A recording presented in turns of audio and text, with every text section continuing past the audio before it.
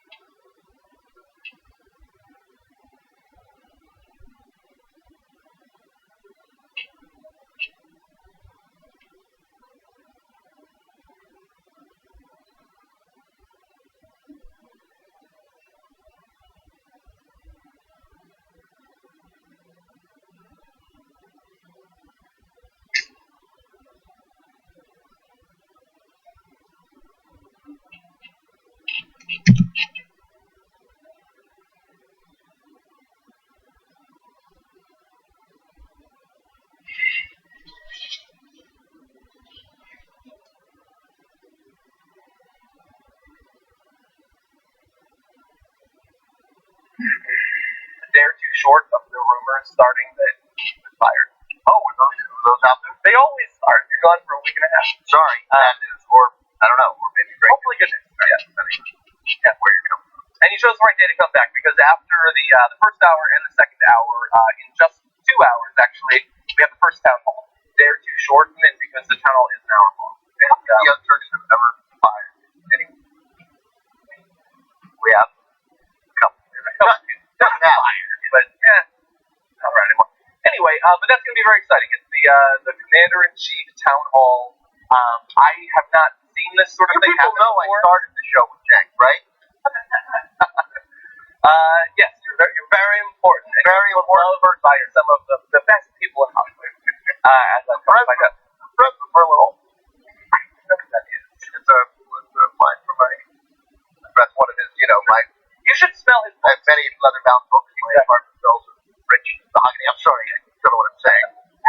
Okay, so Town Hall. Stick around after the show today. We'll be doing live commentary. Anna Kasparian's going to be here as well. And of course, she's going to be leading the second hour. And it should be great. We're not going to have a back and forth between Hillary and Donald Trump or anything like that. But they are technically on the same stage, though not at the same time. And this is about national security issues, the military, foreign policy. Hopefully, the country will be watching. This is our first almost mano-a-mano town hall situation for the candidates. And I don't think that this normally happens. No. Outside of the debate. There was some interesting reason as to why this happened. Yeah. But it was seen through a black and out. Yeah. And by the way, look, they definitely should have had Jill Stein and Gary Johnson in this as well. It's not even a debate. It's an hour long. They couldn't have done a second hour or a second 45 minutes or something like that. This isn't the debate, okay? I know you don't want to let me do that. This, like, you're not saying big. This is the rules. You could have invited. You could have invited them. It's possible that they were invited, but I doubt it. Oh, we turned it down? Got some I don't know. To do? Big fundraiser. Jill Stein about to raise $40 tonight. Doesn't want to let that money go? I can't say, but there's other stuff behind the scenes. Yeah, they've been invited to things, and they have chosen not to do it. So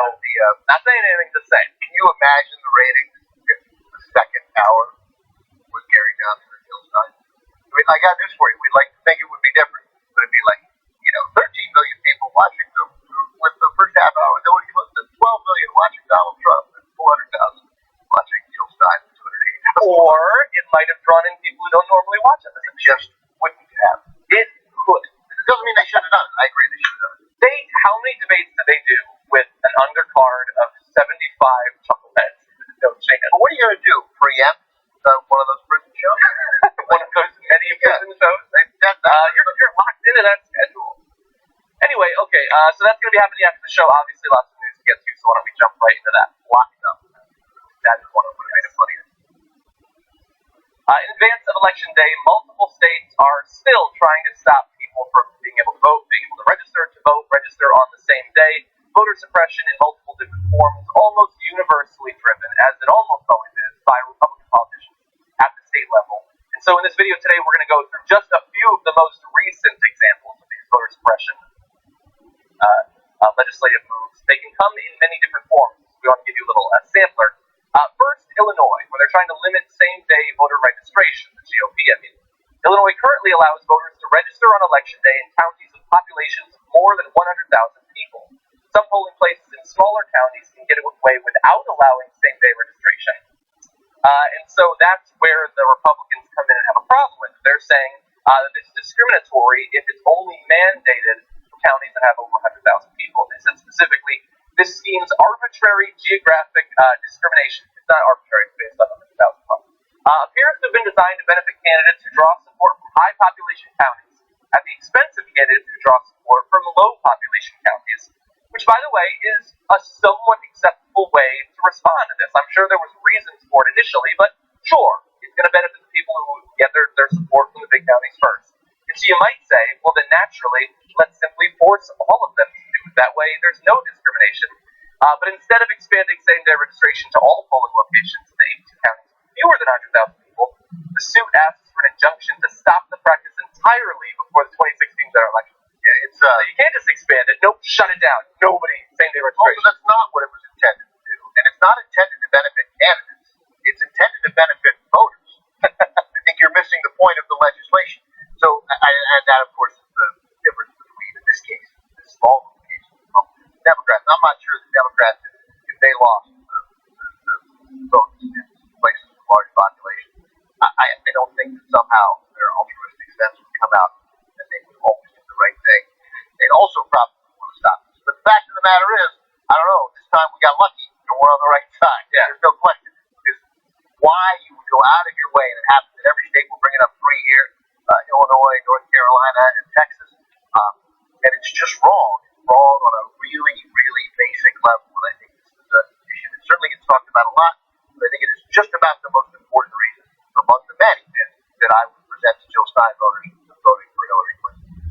Which the voter suppression. Yeah, because you see what good judges have done in this case and reversed it. And the only way that this kind of legislation is ever going to get stopped is eventually a sane Supreme Court or a sane appellate court is going to say, no, this can't happen. This is it. We're not allowed to restrict the franchise in the United States of America. And that's only going to come after a president who appoints, 150 judges. How many presidents get to appoint 40,000? Yeah, and hopefully once the election's over, judges will be able to be confirmed again. Obama just put up what would be the first ever Muslim federal judge, but he's not going to be considered just because the Republicans are blocking everything. I mean, I would definitely say, even with the blockages the Republicans have had of Obama's appointees, he has still changed the face of the court in 8 years just by the nature of the judges you get in. Yeah, we already know what kind of judges Donald Trump.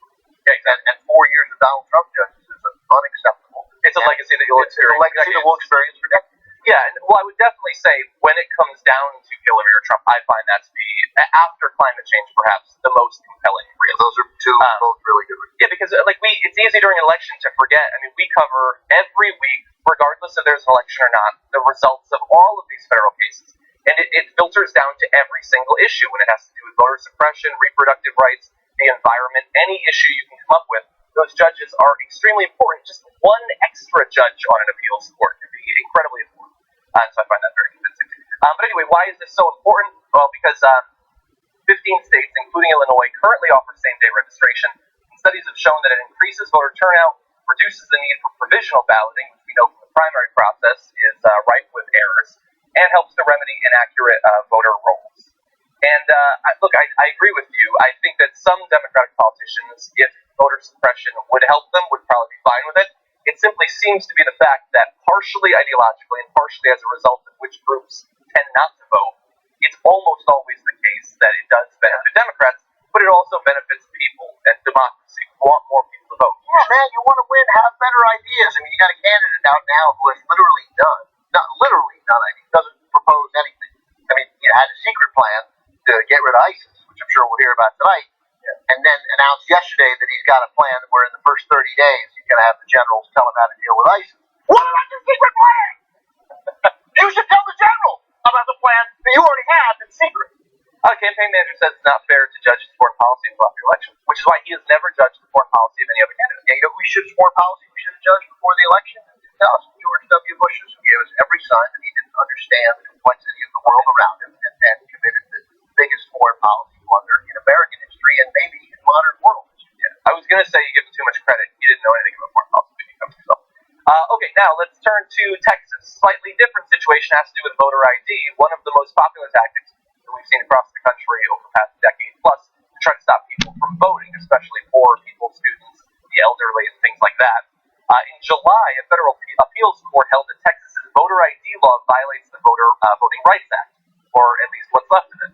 In response, Texas agreed to be bound by a court order during the upcoming election that offers a workaround for voters who cannot reasonably obtain ID, and those words definitely matter because there's some wordplay going on from Texas' point of view to subvert this ruling.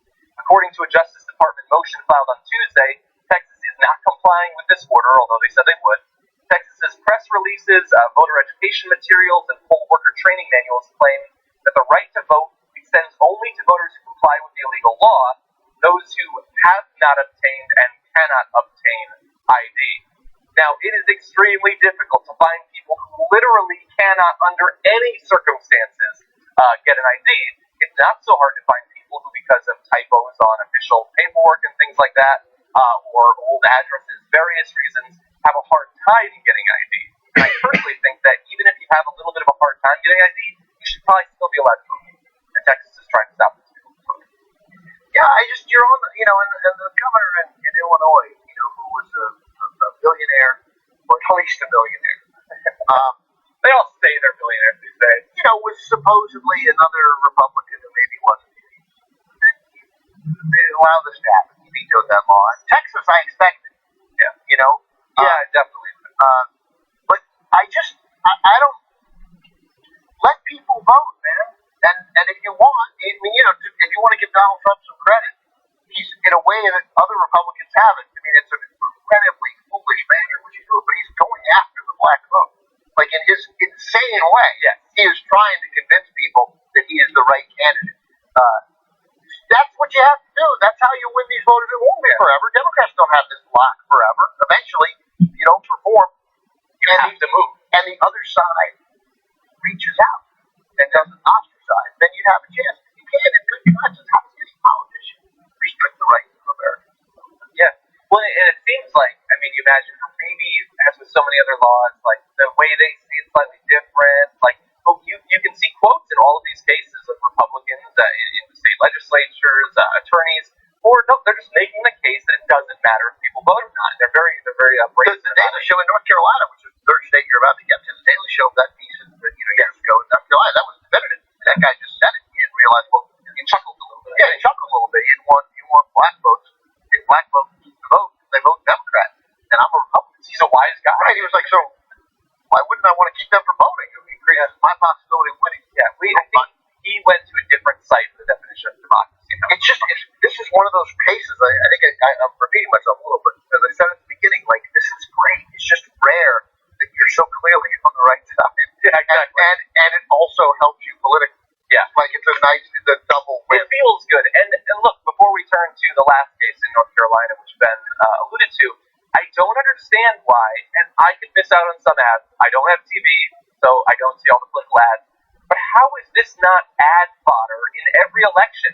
Like, Americans don't like being insulted. They don't like being attacked. If you tell them these MFers are trying to stop you from voting, it becomes very difficult to support a party that is doing everything they can to make sure that you have no say whatsoever. And it's usually, you can say with like campaign finance and stuff like that, you can sort of make the case, and that's what the long-term effect of it is. But in this case, they're saying, no, we don't want you to vote. We don't care Republicans, in addition to the massive Democrats, is going to disenfranchise. And yet they don't make that case. They don't. The Democrats should be the pro-democracy party. And they generally are when it comes to the laws, but they don't do it in their messaging. I'm afraid it might say something bad about America in general. They are. But like, I imagine that, first of all, I was just in Colorado where I saw, because I occasionally watch a movie, you go to a bar, you have a drink, there was football over there, and Donald Trump was all over with his hands. Oh, really? In Colorado? Yeah, he spent like $2 million a weekend just in Colorado. So that, I saw 5 Donald Trump movies. But they've seen these numbers. The black vote is lost, right? And the margins that they might go from 2% to 4% is not enough to motivate them. Whereas if it alienates 2%, because they rather keep 10%, like that, their net win is there. And so the outrage, if the Democrats were to talk about this from just a split, I think what it says bad, how it reflects badly on Americans in general, is that people who aren't affected by it, right? Don't really care. Like it doesn't pack the punch. It's not turning around. Like I turn around on it, but I've already turned on it. I'm not voting for those guys, right? So are there independent voters who are outraged by this enough that this is a point that they think I cannot vote for those Republicans? I hope so, but I maybe not. I don't know. This is our thought process and society too. Maybe it's just a start, maybe it's others, I don't know. But in general, it's anything. So even with the whole capitalism, USA, we think that. Sorry, I don't know what I'm saying. Okay, so town hall.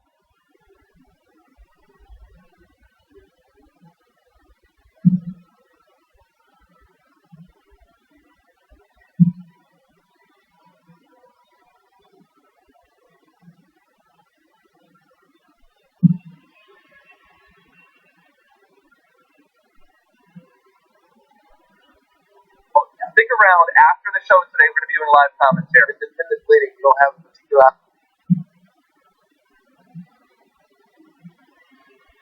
ideology Through an hour. And it should be great. We're not. you still think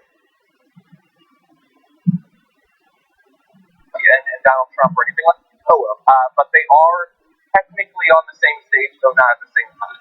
And this is about national security issues, military, foreign policy. Hopefully, the country will be watching. This is our first almost mano-a-mano town hall situation for the Kennedy. And I don't think that this normally happens. No. The debate. There was some interesting reason as to why this happened.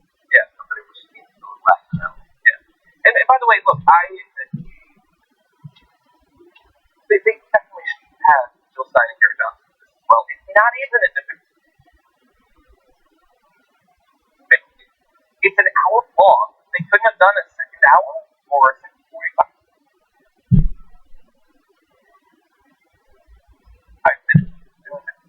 This isn't the debate, okay? I know you don't want to let me do that. I'm thinking this as the rules you could have invited. You could have invited them. It's also possible that they were invited, but I doubt it. Oh, we turned it down? Got some I don't know. Big fundraiser. Jill raised $40 tonight. Doesn't want to let that money go. I can't say, but there's other stuff behind the scenes. Yeah, they've been invited to things, and they have chosen not to. So, not saying anything, just saying. Imagine the ratings. The second hour was Gary Johnson and Jill Stein. I mean, I got news for you. We'd like to think it would be different, but it'd be like,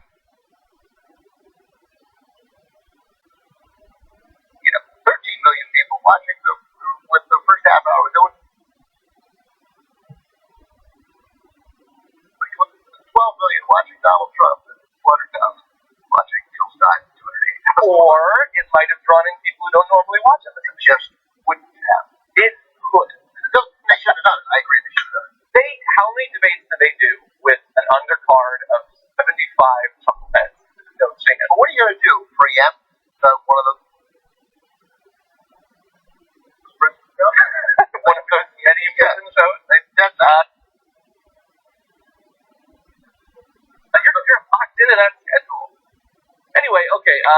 be happening after the show, obviously. Lots of news too, so why don't we jump right into that? Lock it up. That is one of them.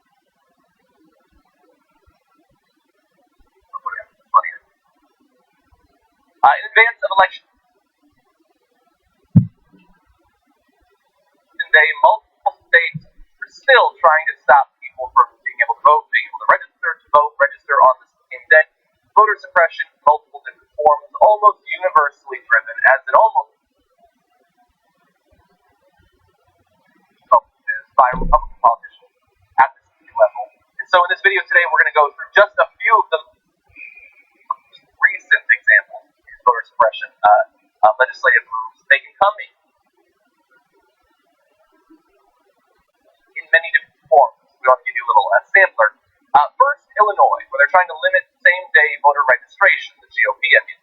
Illinois currently allows voters to register on election day in counties with populations of more than 100,000 people. Some polling places in smaller counties can get away without allowing same-day registration. And so that's where the Republicans come in and have a problem with it. They're saying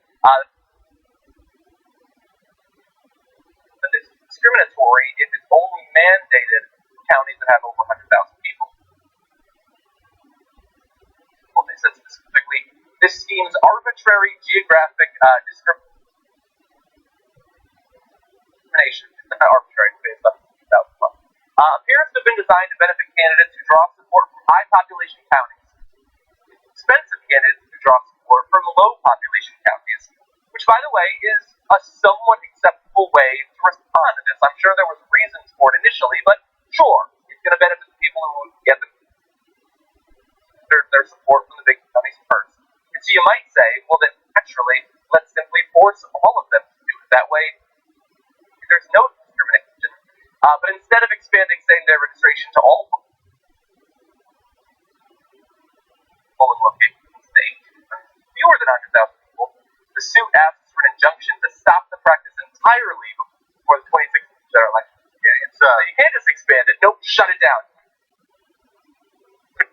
Same-day registration. Also, that's not what it was intended to do, and it's not intended to benefit candidates. It's intended to benefit voters.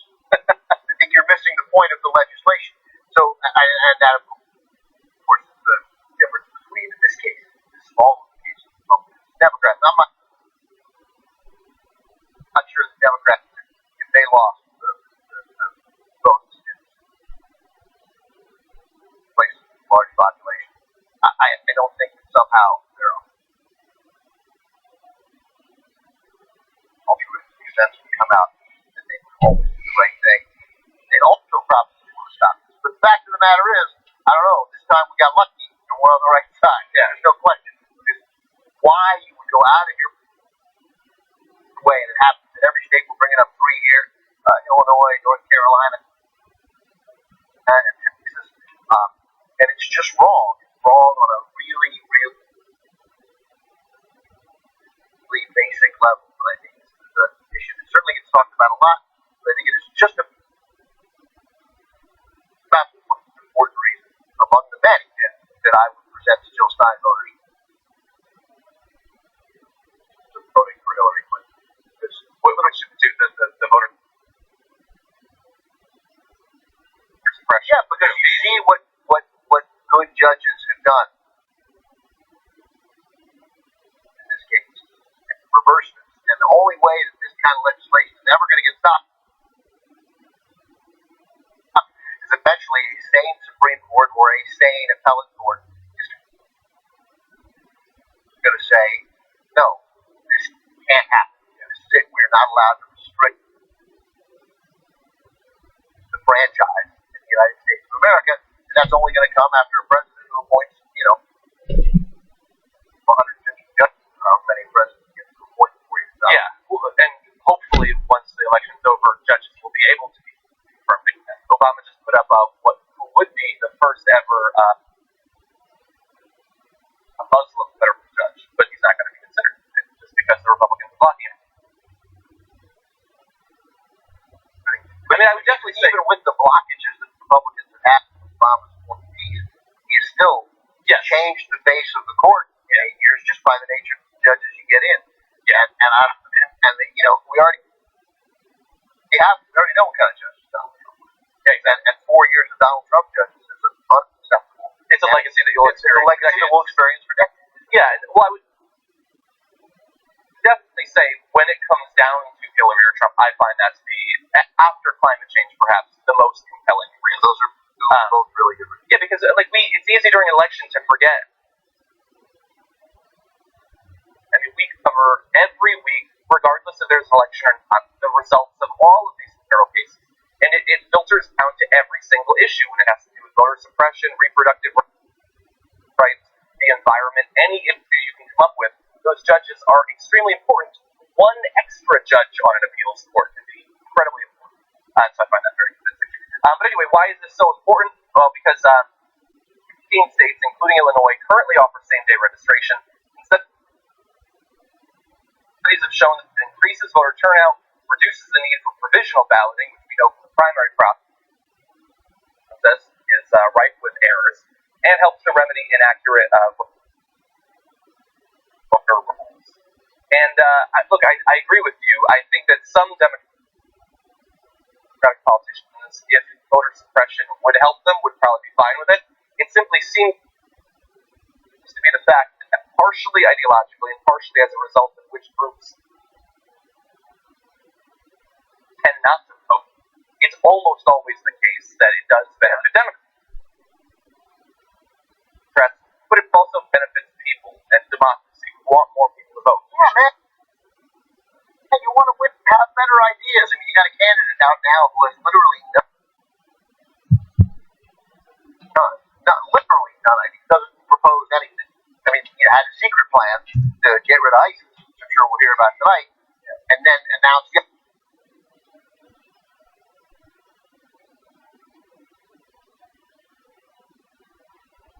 down, there'd be no tracking of it, and it would be wouldn't be true compensation. Wouldn't be true compensation. Right. And it would lead people to then say, look what happens, we're going to just give government money, they just waste it. Like, you could, fine, but that's, in general, that's what the Democrats do. Okay, how do we make this work so it feels good for you? Yeah, it might be. Look, I would have less of a problem with her visit not being covered if more of the media covered this situation at all. Has there been much talk of her visit? Not yet. It's been almost a full day, and I haven't seen much about it. It's possible. So to that sense, she definitely should have spray painted it, because the act of her spray painting, the visual of her spray painting it, that's true, is a bigger, makes it more like, look, she's running a solid fourth place, getting 3% of the vote. The only interesting thing from inside a newsroom to cover her, other than this theoretical sense that we ought to cover them equally, but I don't even think we should cover them equally. There's only two of them can win. And that's okay. No one would be making this argument if there were four people running for a seat in the House from Florida, and one person was at 44, one person was at 39, and the other two split. It would be like, we don't need to go to John's debate. He's pulling 5%. So, very important. JR's 39. JR's at third. Yeah. But spray painting that thing, I could see that being like, oh, look at Jill Stein. Yeah. Getting arrested, spray painting, and that might start to build something. Yeah. And it would be good. I mean, I'd like to see Hillary pressured just to see how she responds. Yeah. And that's one of the roles that third parties are supposed to have in our system, is redirecting our attention to issues that the major parties are ignoring. And this is an issue that is ignored, that is being ignored by both of them. Why didn't the Lakota tribe just give $15 million to the Clinton Foundation? Then they'd get what they wanted, right? That's how it's working. Yeah, and look, you guys have convinced me I think the spray painting was a good idea. Some people are going to comment like, oh, well, what's spray painting compared to the destruction of the... Nobody's saying... I'm just saying, how do you maximize your message? She went there to send a message. I just want it to be received as all right possible. Quick break so I can tell a spray painting story. Okay. I graduated in my high school in 1985. And then after freshman year of college, went home in the summer of 1986 we got home in May, and what we thought we would do is to go to an old high school, the white building, office building, was the school, where we went to school. And we thought we'd spray paint seniors 86 on the school, so that that senior class prior to the prom would get in trouble, right? So we got some spray paint, and we I provided the lookout. And my friend, I don't want to name my other friends, Eric and Alex, but Eric drove and Alex spray painted. He was so worried that he would be discovered as having as his handwriting. We didn't go to the school anymore. That his handwriting would be discovered, so he spray painted it lefty. Just to mess up the flow of the letters. So he spray painted Seniors 86, and then we ran out and got in the car and drove away. And then we're so good about not telling anybody this story that we kind of forgot we'd done it, right? But later we found out that those seniors lost their prom for about a week, like that. Okay, they got it. But they called in all, and they did like Casablanca. They were like, they called in all the interviews. They were like, we know it's you. You're, and they're all ratting on each other. And they're all like, I didn't do it. Yeah. And then years went by before we finally got the story, but we drove so far deep into Maryland to throw the spray paint away. Guys, they were committing some tight. That was they didn't wear gloves or something, so they wouldn't get any residue. Look, we were upper middle class Jews from Washington D.C. This was our idea of serious crime. So your motivations for this? It's like my only moment of vandalism. And so I did as soon as I saw Jill Stein doing that, and it's all and when Lex was spray painting, and he was writing it all big, and we were paranoid. All we did was Seniors 86. It took like 9 seconds. It'd be hilarious if she did that, not knowing that she was being filmed to try to get Shade would be arrested. That's right. But in the end, a successful play. They had their prom. A lot of people who wanted to make fun of got in trouble to win. Interesting. Okay. I didn't do anything like that. I didn't get involved in any pranks. Maybe I should go back and spray in my high school now. Yeah. Okay. That's the lesson. One more story before we take our first break. Climate change. When it comes to climate change, we tend to focus most of our attention on the atmosphere, what's going on in the atmosphere, perhaps because we see all of the carbon and other social chemicals being emitted in the atmosphere. But it turns out that we should be paying a little bit more attention to the ocean, how the ocean has been changing over time, and in particular, how it has helped to slow some of the effects of climate change up until this point, but perhaps not for much longer. It turns out that since 1970, global waters have been a powerful ally against global warming, absorbing 93% of the carbon dioxide released by human activities. This is according to a report released by the International Union for Conservation of Nature. Now, they say that if the oceans weren't there to protect us and hadn't absorbed that massive amount of carbon, our lower atmosphere would have already heated up by 36 degrees Celsius. Which, by the way, does not mean that our temperatures on the surface would be 36 degrees Celsius higher. It's not actually how it works. But it would have been an incredible amount of additional warming going on in the atmosphere that was thankfully averted. Now, the ocean, which has been warming, will continue to warm by between 1 to 4 degrees Celsius by 2100, which is not a long way off, and that is an absolutely massive amount of additional warming. It's going to have a number of effects on both the animals that live there and the rest of the world. We're going to go through some of the effects of that in a second, but what do you propose that? Well, I mean, I always think it's funny that it's like this would have formed it if not for the ocean. I got it. And we'd all be incinerated if not for the ozone layer. I mean, like, yeah, the oceans have always been like. Yeah, but we didn't know how strong of an effect they would have in absorbing carbon. Okay. An effect that will not perhaps continue because in the report they talk about the fact that there is a maximum amount of carbon that it can absorb, and it is reaching. Yeah, I just think the phrasing is odd. Is when I read it. It's not for the moon, right? I mean, like, yeah. I mean, if the sun just extinguishes, we're all going to freeze. Very quick. Show me your report. Yeah. So, but yes, it just seems another step that we've maxed out the protections of the oceans to give us against global warming, and so the indication to me would be that the next 100 years will obviously be much worse than the last 100 years, like the next 15 years will be worse than the last. Certainly, that could be. Yeah, which means that we either need to change how we consume and produce energy, clean the atmosphere, or generate another ocean. It's only 70% of the planet. Let's find some more water, okay? And then we can absorb some more. It's too bad that we didn't get lucky. The climate change, the climate change didn't make things better. Well, even in some ways it has, like for limited circumstances, maybe. Right, but it didn't think, oh my God, this is great. Like there was all the climate change. It'd be like, food just grows quicker, healthier, and better. Yeah, so clean, warm. Yeah. Oh, I hated cold air. Yeah, that is. Yeah, so I mean, again, it's just more evidence. It makes it hard. The good thing is, a story like this again comes out after Labor Day, so we have a significant climate change story which might resonate with people, and therefore increases the possibility that he's going to talk about it in the coming days. Although we're all, our talk to action ratio in climate change is not great in this country or in the world, but our importance to talk ratio isn't good. Our talk to action ratio even worse. Yeah. So hopefully that, and if Hillary Clinton is elected, she'll,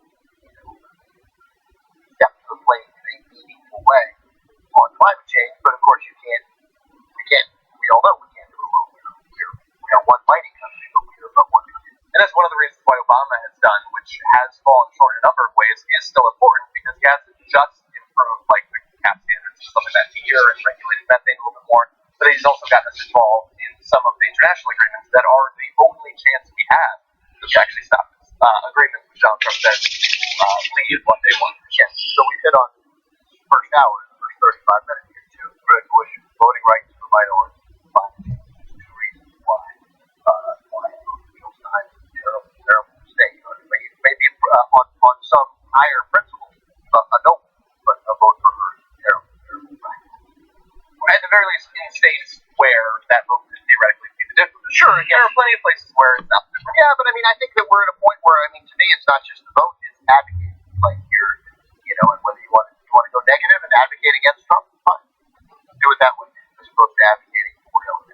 I get that, but especially people with a platform, but everybody's got a platform because everybody's got a name, and no one is influential. For as much as you want to listen to Rachel Maddow or Bill O'Reilly, they're not polarized, right? Yes. Right. Their goals are slightly different. Yeah, right. One's interested in truth, and one's unbiased. But nobody is as influential as those people might be, or as any pundit might be. No one is as influential as your friend Larry, who says Trump's dangerous on world war. And then you talk and you have breakfast together, and then you convince somebody to be like, you know what, I'm going to vote for Gary Johnson. We can't have Trump. I'm going to vote for Hillary Clinton. He lives in Ohio, and it makes a difference. So, or if you were going to vote for Trump, vote for Trump.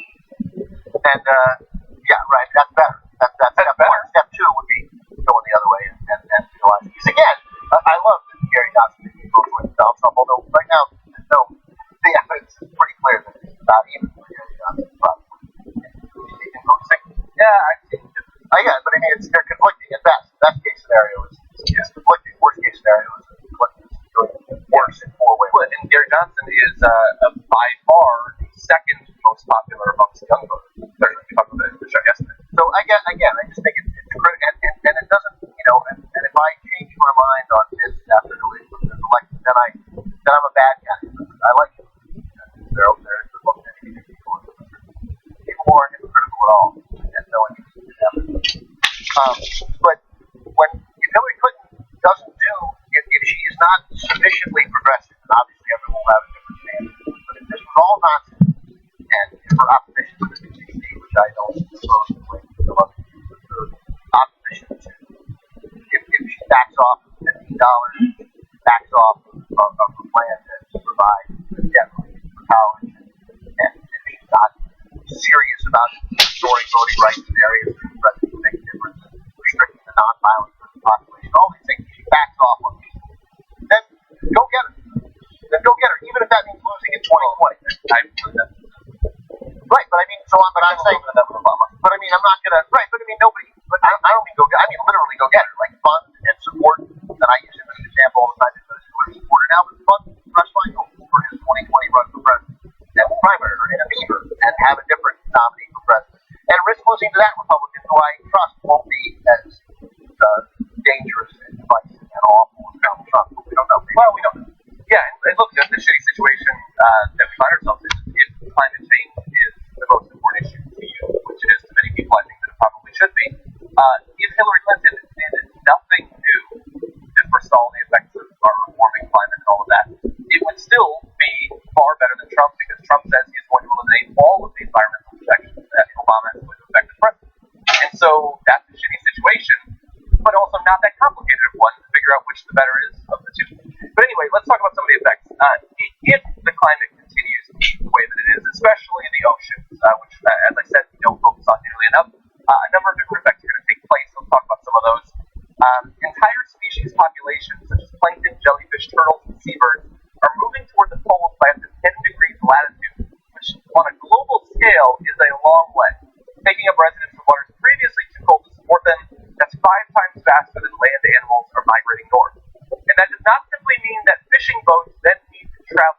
further south a little bit more. That could irreparably harm our ability to get fish out of the ocean, feed our population, and all of that. In Southeast Asia, especially their homes, marine fisheries may fall by up to 30% by 2050. And the latest models predict that by 2050, warmer oceans will bleach nearly all of the world's reefs, which is rough, and we've seen a lot of evidence of that over the past couple of decades.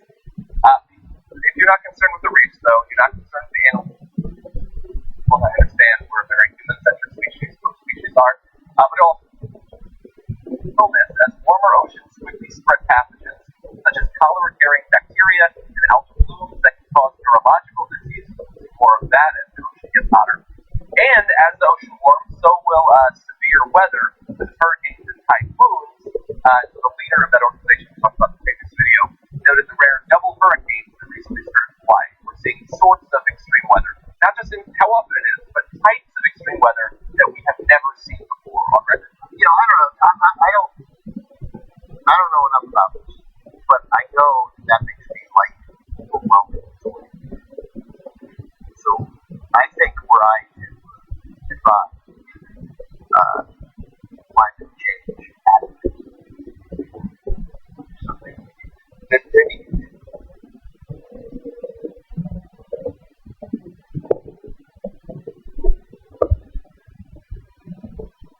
Like,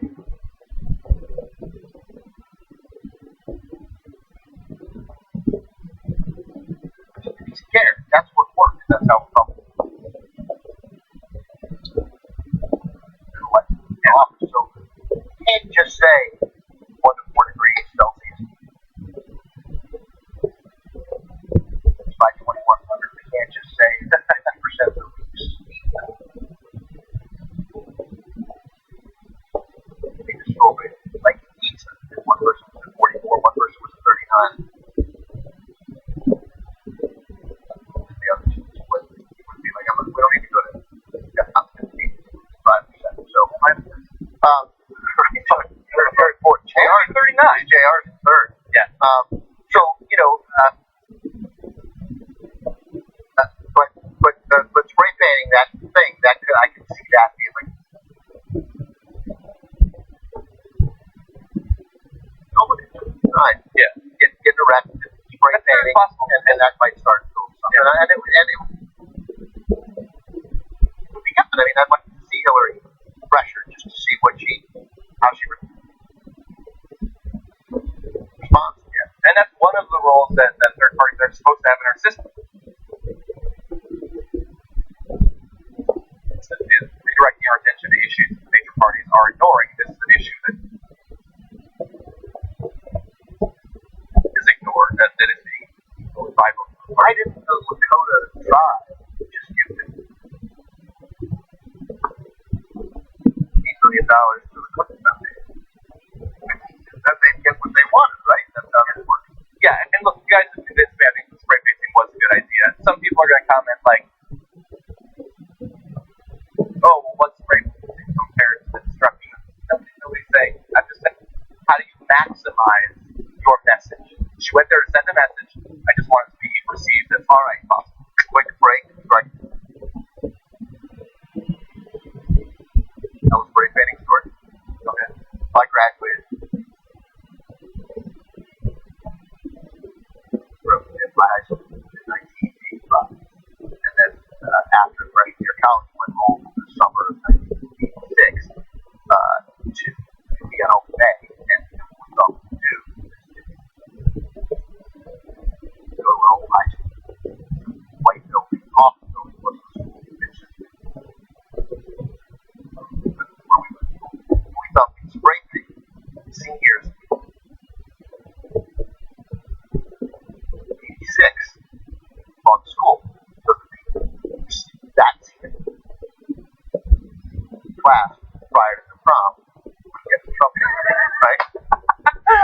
So we got some spray paint and we went there and I provided the lookout as my friend. I don't want to name my other friend there now, but Eric, we drove and Alex spray painted. He was so worried that he would be discovered as having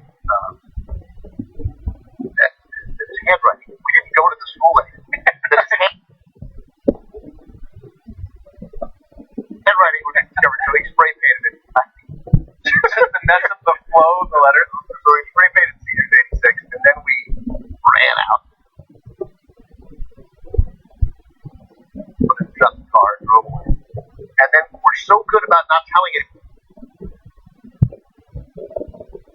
anybody this story. We kind of forgot we've done it, right? But later we found out that those seniors lost their prom for about a week, like that. Okay, They called in all the they did like Casablanca. They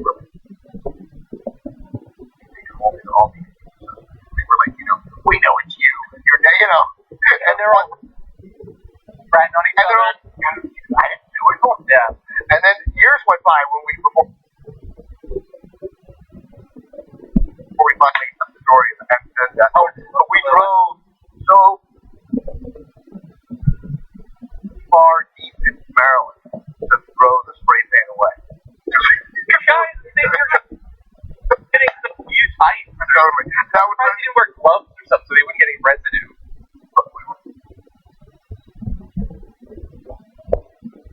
For upper middle class kids from Washington, D.C., this was our idea.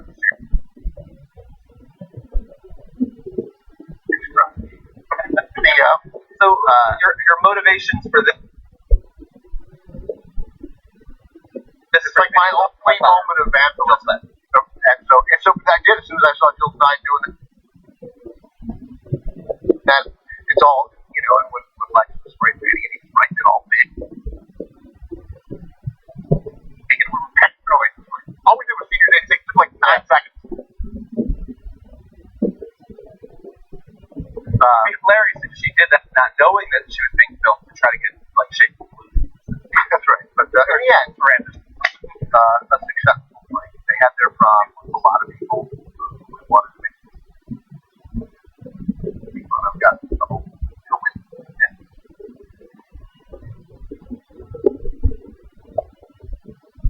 Interesting. Okay. I didn't do anything like that. I didn't recall any good breaks. Maybe I should go back and read the physical now. Yeah, that's the lesson. That's the lesson. So one more story before we take our first break. Climate change. When it comes to climate change, we tend to focus most of our attention on the atmosphere and what's going on. Yes, perhaps because we see all of the carbon and other chemicals being emitted in the atmosphere. But it turns out that we should be paying a little bit more attention to the ocean, how the ocean has been changing over time. And in particular, how it has helped to slow some of the effects of climate change up until this point, but perhaps not for much longer. It turns out that since 1970, cold waters have been a powerful ally against global warming, absorbing 93% of the carbon dioxide released by human activities. This is according to a report released by the International Conservation of Nature. Now, they say that if the oceans weren't there to protect us and hadn't absorbed that massive amount of carbon, our lower atmosphere would have already heated up by 36 degrees Celsius, which, by the way, does not mean that our temperatures on the surface would be 36 degrees Celsius higher. It's not actually how it works. But it would have been an incredible amount of additional warming going on in the atmosphere that was thankfully averted. Now, the ocean, which has been warming, will continue to warm by between 1 to 4 degrees Celsius by 2100, which is not a long way off, and that is an absolutely massive amount of additional warming. There's a number of effects on both the animals that live there and the rest of the world. We're going to go through some of the effects of that in a second, but well, I mean, I always think it's funny that it's like it would have formed it if not for the ocean. I got it, but and we'd all be incinerated if not for the ozone layer. I mean, like, yeah, the oceans have always been. Yeah, but we didn't know how strong of an effect it would have in absorbing carbon. Okay, an effect that will not perhaps continue because in the report they talk about the fact that there is a maximum amount of carbon that it can absorb. And it is I just think the freight thing is odd. Is when I read it. It's up for the moon, right? I mean, like, yeah. I mean, if the sun, just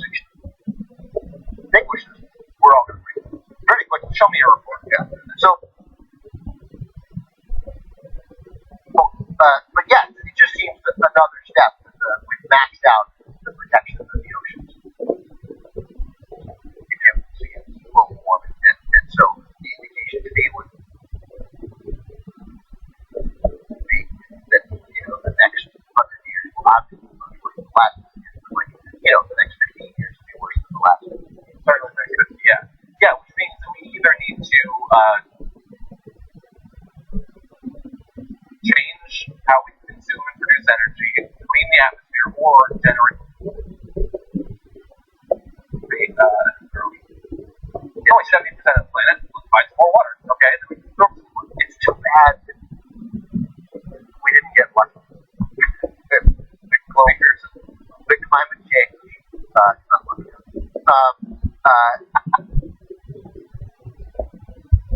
Big climate change didn't fix things. Well, in some ways it has, like for limited circumstances, maybe. Right, but it didn't like, oh, yeah, this is great. Like, on the climate change, it'd be like, food just grows quicker, healthier, and better. Yeah. Right, warm. Yeah. Oh, I hated cold air. Yeah, that is. Yeah, so I mean, again, it's just more evidence. It makes it hard. The good thing is, a story like this again comes out after Labor Day, so we have a significant climate change story which might resonate with people, and therefore increases the possibility that we're going to talk about it in the coming years. Although we're all our talk to action ratio of climate change is not great in this country. World. But our importance to talk ratio isn't good. Our talk to action ratio even worse. Yeah. So hopefully that and if Hillary Clinton is elected, she will step to a way in a meaningful way on climate change. But of course you can't. We all know we can't do it alone. We're one mighty country, but we're but one country. And that's one of the reasons what Obama has done, which has fallen short in certain ways, is still important because he hasn't just improved like the cap standards and stuff like that here and regulated methane a little bit more.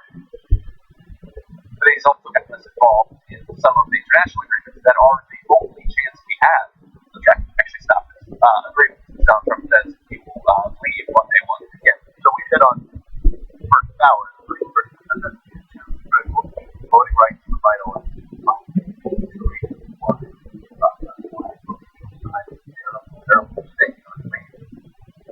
maybe on some higher principle, adult, but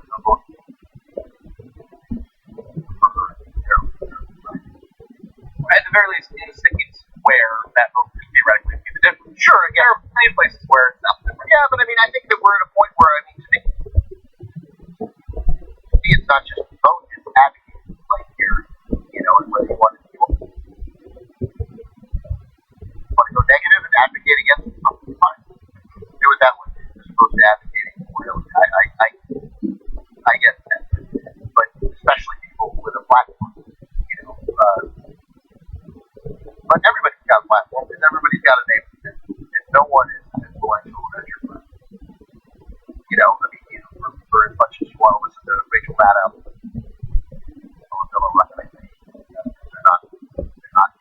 they're not polar opposites, right?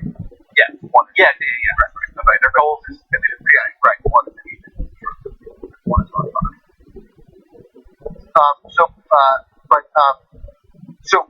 But nobody, as influential as those people might be, or any pundit might be, no one is as influential as your friend Larry. Who said, this is Trump's dangerous. And then you talk and you have breakfast together, and then you convince somebody to be like, you know what, I was going to vote for Gary Johnson, but we can't have Trump. I'm going to vote for him. He lives in Ohio, and it makes a difference. So, or if you were going to vote for Trump, vote for Trump. And that's better. That's step better. one. Step two would be going the other way and realizing. Because again, I love that Gary Johnson goes with Donald Trump, although right now, the evidence is pretty clear that it's about even for Gary Johnson. Yeah, I've seen different. But I mean, they're conflicting at best. Best case scenario is conflicting. Worst case scenario is doing worse in 4 ways. Well, and Gary Johnson is by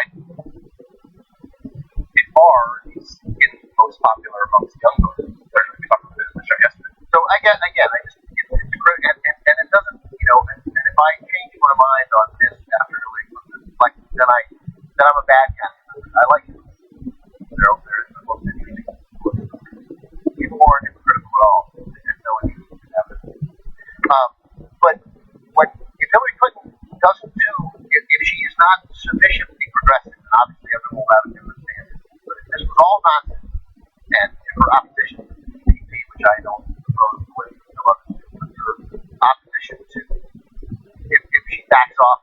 and she backs off of her plan to provide debt relief for college. And if she's not serious about restoring voting rights in areas that the president can make a difference and restricting the non-violent population, all these things, she backs off on these. Then go get her. Even if that means losing in 2020. Right, but I mean, but I'm saying, but I mean, I'm not gonna, right, but I mean, nobody, I don't mean go get, we literally go get her, like fund and support, and I use him as an example all the time. We're now fund Rush Feingold for his 2020 run for president, and we'll primary her and beat her and have a different nominee for president. And losing to that Republican, who I trust won't be as dangerous and divisive and awful as Donald Trump, but we don't know. Well, we don't. Yeah, and look, the shitty situation that we find ourselves in, if climate change is the most important issue to you, which it is to many people, I think that it probably should be, if Hillary Clinton did nothing new to forestall the effects of our warming climate and all, it would still be far better than Trump, because Trump says he's going to eliminate all of the environmental protections that Obama has put into effect as president. And so that's a shitty situation, but also not that complicated of one to figure out which the better is of the two. But anyway, let's talk about some of these effects. If the climate continues to heat the way that it is, especially in the oceans, which, as I said, we don't focus on nearly enough, a number of different effects are going to take place. Let's talk about some of those. Entire species populations, such as plankton, jellyfish, turtles, and seabirds, are moving toward the poles by up to 10 degrees latitude, which on a global scale is a long way, taking up residence in waters previously too cold. That's 5 times faster than land animals are migrating north. And that does not simply mean that fishing boats then need to travel north or south a little bit more. That could irreparably harm our ability to get fish out of the ocean, feed our population, and all of that. In Southeast Asia, as fish leave their homes, marine fisheries may fall by up to 30% by 2050. And the latest models predict that by 2050, our oceans will reach nearly all of the world's reefs, which is rough, and we've seen a lot of evidence of that over the past couple of decades. If you're not concerned with the reefs, though, you're not concerned with the animals, I understand we're very human species, most species are, but it also will affect us. People who live near or interact with the ocean could also be at increased risk of illness.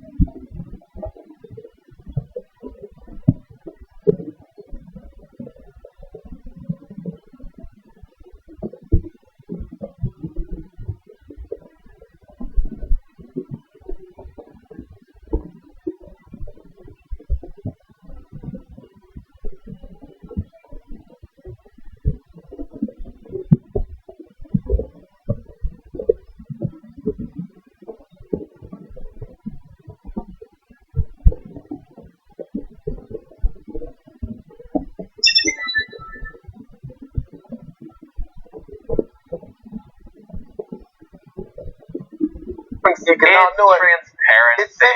It seems. I mean, it's like halftime Should for we a stop football talking game. about it?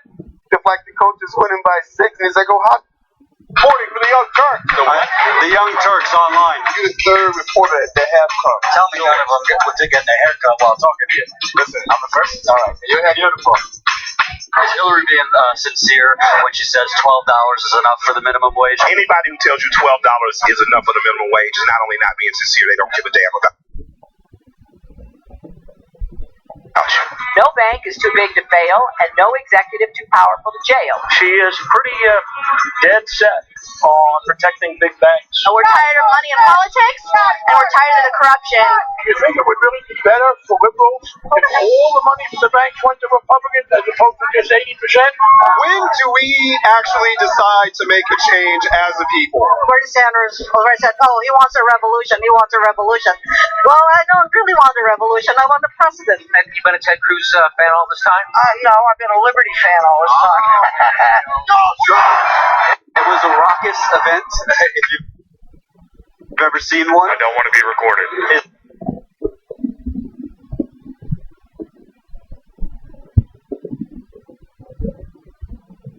He's not going to tell us anything, so. He reminds me of like your drunk uncle at a wedding who gets up and starts talking and just loves the crowd. They're trying to.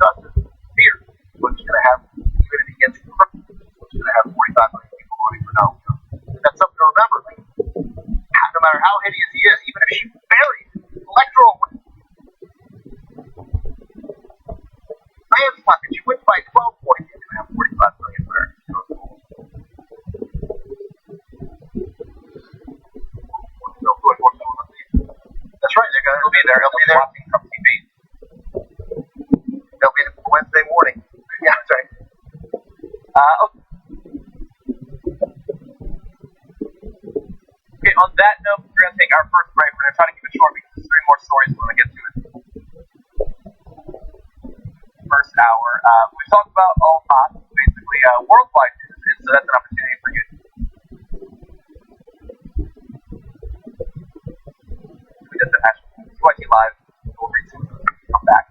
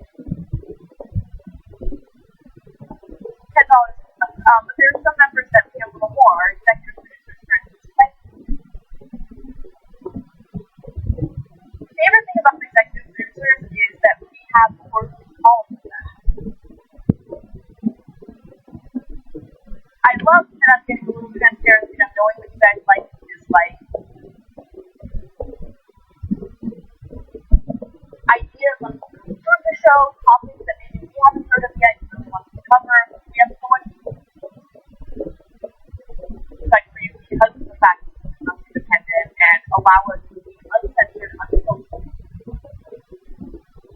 without worrying about corporate sponsors breathing down our neck and telling us can't say. So if you want to be a member, obviously no pressure. You can go ahead and join by going to tytnetwork.com/. I'm gonna ask one couple questions. The first topic is that we would discuss a little more masturbation. Sure, you're not doing Russian. Oh my god, I can achieve an orgasm by myself. Fuck that, I am really talking about it. Because there should be no shit. I think a lot about that because I love life. That openness led to amazing. And I keep saying to everybody, oh, I gotta go call my wife. I figured that was a good excuse. Some people can't say don't call your wife. It's so weird because at that moment I felt it, and it felt like laughter. And then you get to go chat next year. If you're a member of the answer, you will.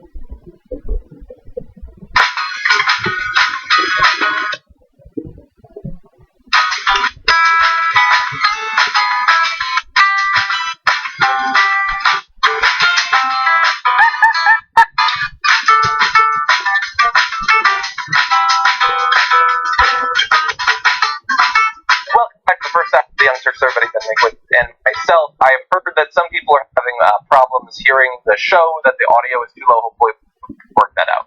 I don't have a headpiece since I have Based on what I'm reading, some other people are having problem with the words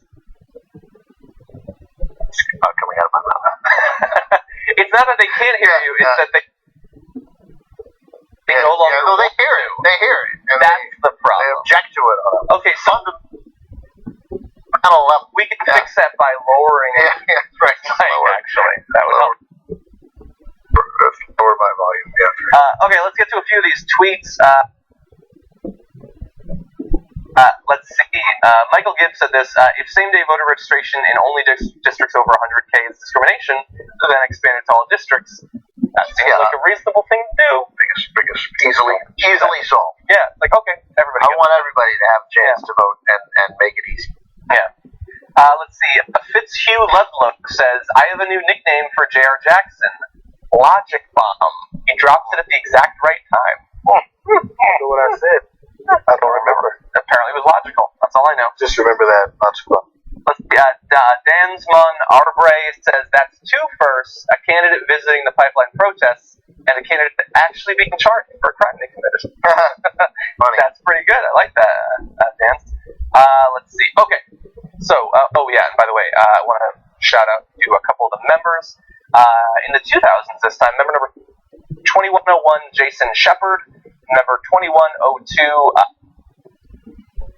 Harper B. Weiner, thank you for being members of the Amateurs. We hope you have a lot of company soon. Anyway, let's jump into the remaining stories. Lots of important stuff to get to. An interesting Google-related story that we'll find. ISIS has been very successful up until this point in doing recruiting online, using the internet and especially social media to get people from Europe, other parts of the Middle East, even America, to find out about ISIS, get information online, and then travel and actually join the organization or commit acts of terrorism in their home countries. And it turns out that now Google has a plan to potentially cut into that recruitment just a little bit, although their methods might generate some opposition stateside. So we'll have to see about that, if people actually like what Google is doing. The program, which is by their organization Jigsaw, which used to be known as Google Ideas, it's like a think tank technology that they control, calls the redirect method. That's what it is. And plans to launch in a new phase this month. It places advertising alongside results from any keywords and phrases that Jigsaw has determined people attracted to ISIS commonly search for. So they identify something that people look for when they want to join ISIS, and then they put targeted advertising next to that.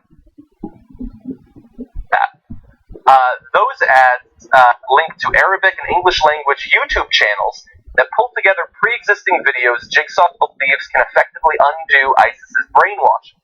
Clips like testimonials from former extremists or former members of ISIS in many cases, imams denouncing ISIS's corruption of Islam, and surreptitiously filmed clips inside the group's dysfunctional caliphate in northern Syria and Iraq. And so basically, rather than just making our own propaganda, which we have done, the U.S. government and other governments have done that to try to stop people from joining ISIS, they're taking sort of organic messages that are already out there and trying to get the people who are perhaps most likely to join ISIS to watch those instead. So we have some evidence that it might be working. Yeah, it's a very smart idea. I mean, if executed correctly, at first time when I read this, I scoffed at it. But on sort of reading it more carefully, because they're organic, it just feels instant. It just feels like in a boardroom. Hey, so what we'll do is get the kids to think differently. But no, the idea that again to show the barbarism and again disorganization inside the caliphate, terrible living conditions. Yeah, and again, and the testimonials, they're legitimate. What it's actually like there. Yeah. And also trying to counter the religious message from actual religious leaders pointing out how this has absolutely nothing to do with Islam. So about those results. Over the course of about 2 months, more than 300,000 people were drawn to the anti-ISIS YouTube channels. Searchers actually clicked on Jigsaw's suggested ads 3 or 4 times more than a typical ad campaign. About 90% of those who were presented with the information clicked on it, which might sound low, but generally those ads only get 2 to 3% of people to click on them.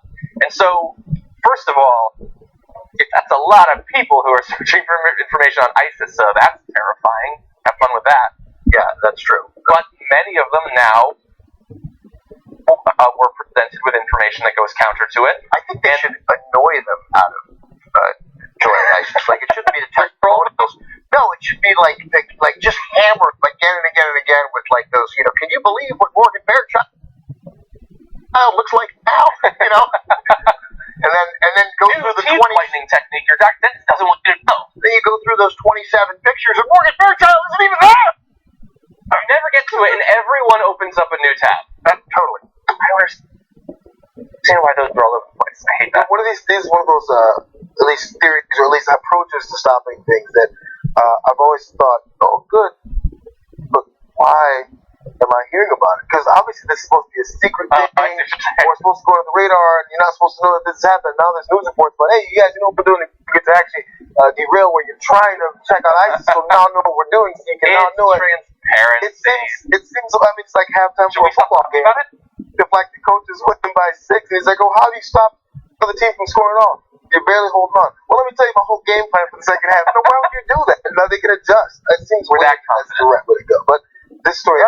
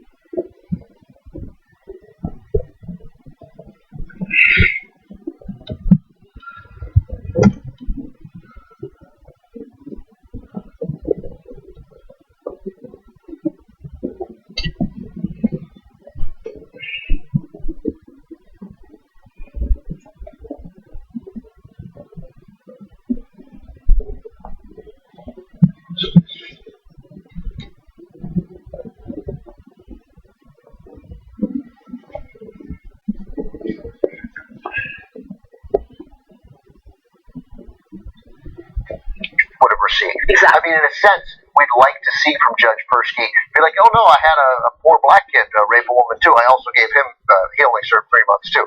But we know that situation almost never happened. So it was wrong on 2 levels. But yeah, so I'm glad he's also not hearing criminal cases. But obviously he gets to. There's a process for removing him from office. We can't just yank people out of office because we don't like a couple of rulings that they made. But don't bring guns to Brock Turner's house. Don't do it. By the way, guys, one of the most important things for you to do is get involved in local politics. And so oftentimes these questionable judges get reelected because they don't. Incumbents usually get reelected in politics, right? Whether it be a judge, a member of Congress, a state representative. And the reason why incumbents have such an easy time getting reelected is because people aren't as engaged in local politics. Get engaged. Know what's going on in your national elections, midterm elections, which also don't get a lot of voter turnout. Frequently, these guys are unopposed. Real quick about Brock Turner, a dozen armed protesters outside his house with signs calling for the castration and killing of rapists. And some say they plan to frequently return to make him uncomfortable in his own home. This is wrong on every level. With an extremely lenient sentence, he thinks he can get away with this, said Daniel Harton, who was carrying an M4 assault rifle, said in an interview. The message we want to send is, if you try this again, we will shoot you. And then you're going to go to prison, by the way. We don't threaten to shoot people. Like, the reaction to this was actually sort of encouraging. Like, there was unanimity of, like, Judge Persky, you can't do this. This guy deserves prison time, you know? And then maybe 3 years, maybe 8 years, maybe 15 years, but that's at least a conversation that people could have, right? But not 6 months where he serves 3, right? Yeah. Not that. Everybody knows not that. But you can't, then you show up and you suggest that we're going to shoot rapists and that we're going to kill you, we're going to shoot you next time, and you make him uncomfortable in his own home and make his parents uncomfortable in the home. And I got it. I don't see, and this is what happens. And then all of a sudden, here I am being sympathetic for a guy I got no interest in being sympathetic to. Yeah. So protest, leave your damn guns behind. Let's take a quick break. When we come back, we're going to switch gears, and I want to show you don't want to miss it.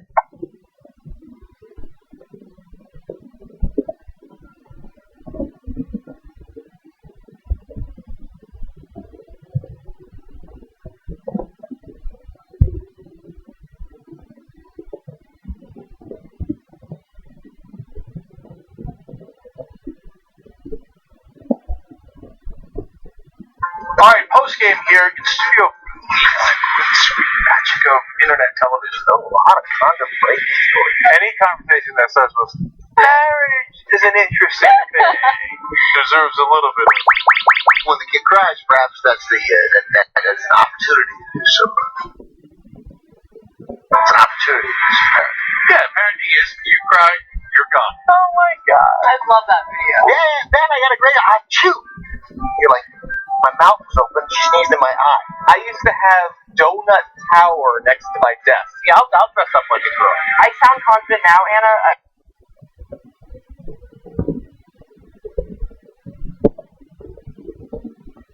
Why? 21 straight times. Yeah.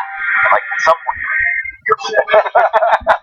They're like, but Daddy, no. Why? What do you mean, why? You asked me to look at you. You did it. You brought it up. You know you're doing it. Why? I don't know why.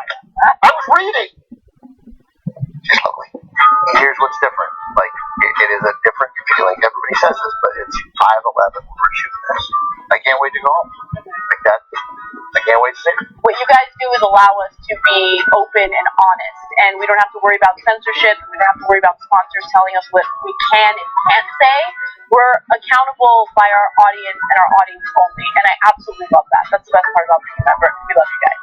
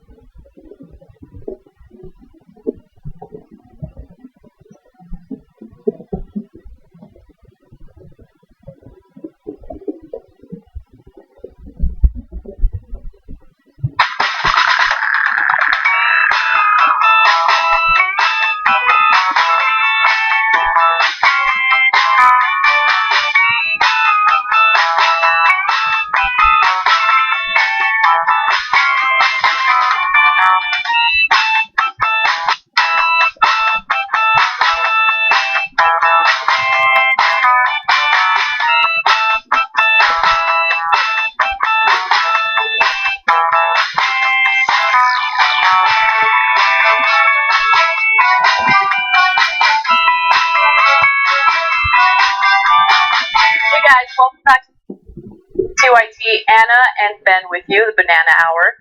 A few TYT lives. So Sean Fitzgerald had a comment about the first story we talked about regarding the cop who caught the person who victimized her. He says she's a boss, American hero.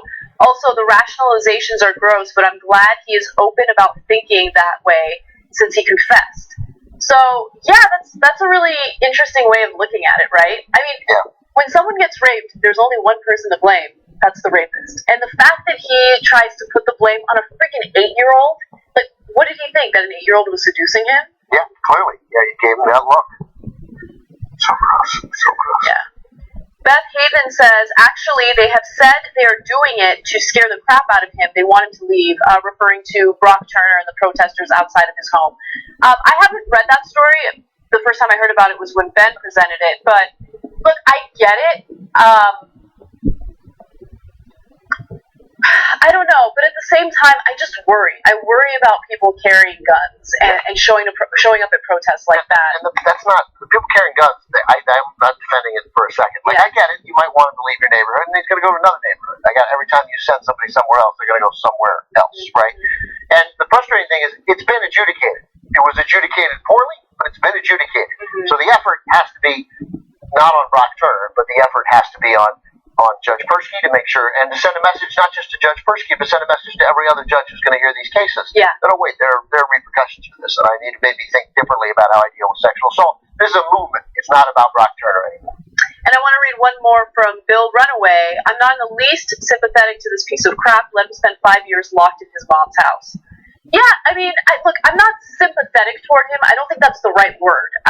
If anything, I'm more concerned about protesters taking things a step too far and then getting themselves into trouble, right? Or again, he doesn't deserve to get shot at all for going to the grocery store, and it's been adjudicated. And at some point, when it's been adjudicated, we have to let certain parts of it go. You don't have to let go what's in your head, and you don't have to let go part of any movement to change it to make sure this is taken seriously and doesn't happen again. But you can't go around his house site. You can, obviously, it's allowed. But it's a bad idea. It's a terrible idea, and it will end badly. It will end badly. And so, yeah, I don't feel bad if Shane keeps him from leaving his house. Okay, he's certainly earned that. But you shouldn't be afraid to leave your house because you're afraid to get shot, no matter what crime you committed. No matter what crime you committed in America. And mob rule and vigilante justice is wrong. This isn't a Charles Bronson movie. This is the United States of America. So take your guns and go home. And dedicate that energy to doing something productive to make sure this doesn't happen to another girl. Every time I hear Charles Bronson's name, I think of my dad. Like, my dad loved Charles Bronson. Yeah. Charles Bronson. Okay, anyway, I wanted to add one more thing to that, but look, in the court of public opinion, Brock Turner's guilty for life. Yeah, like, he's, in a way,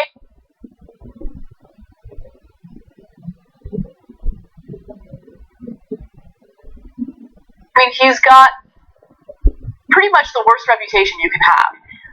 So if you want some justice and you feel like justice wasn't served through our courts, there is some justice in the court of public opinion. I mean, his life in a lot of ways is destroyed.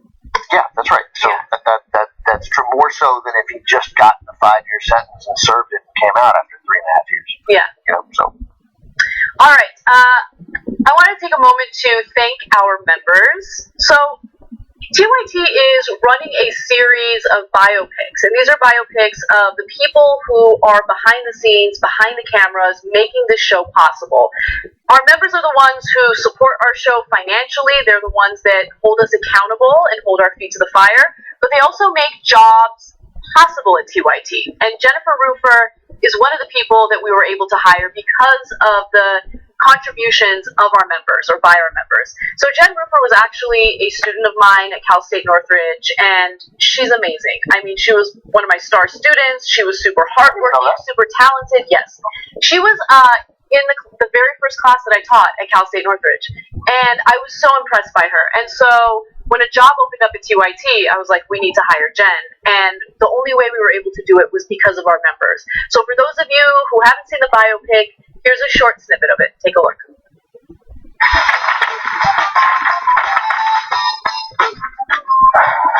Well, I'm executive producer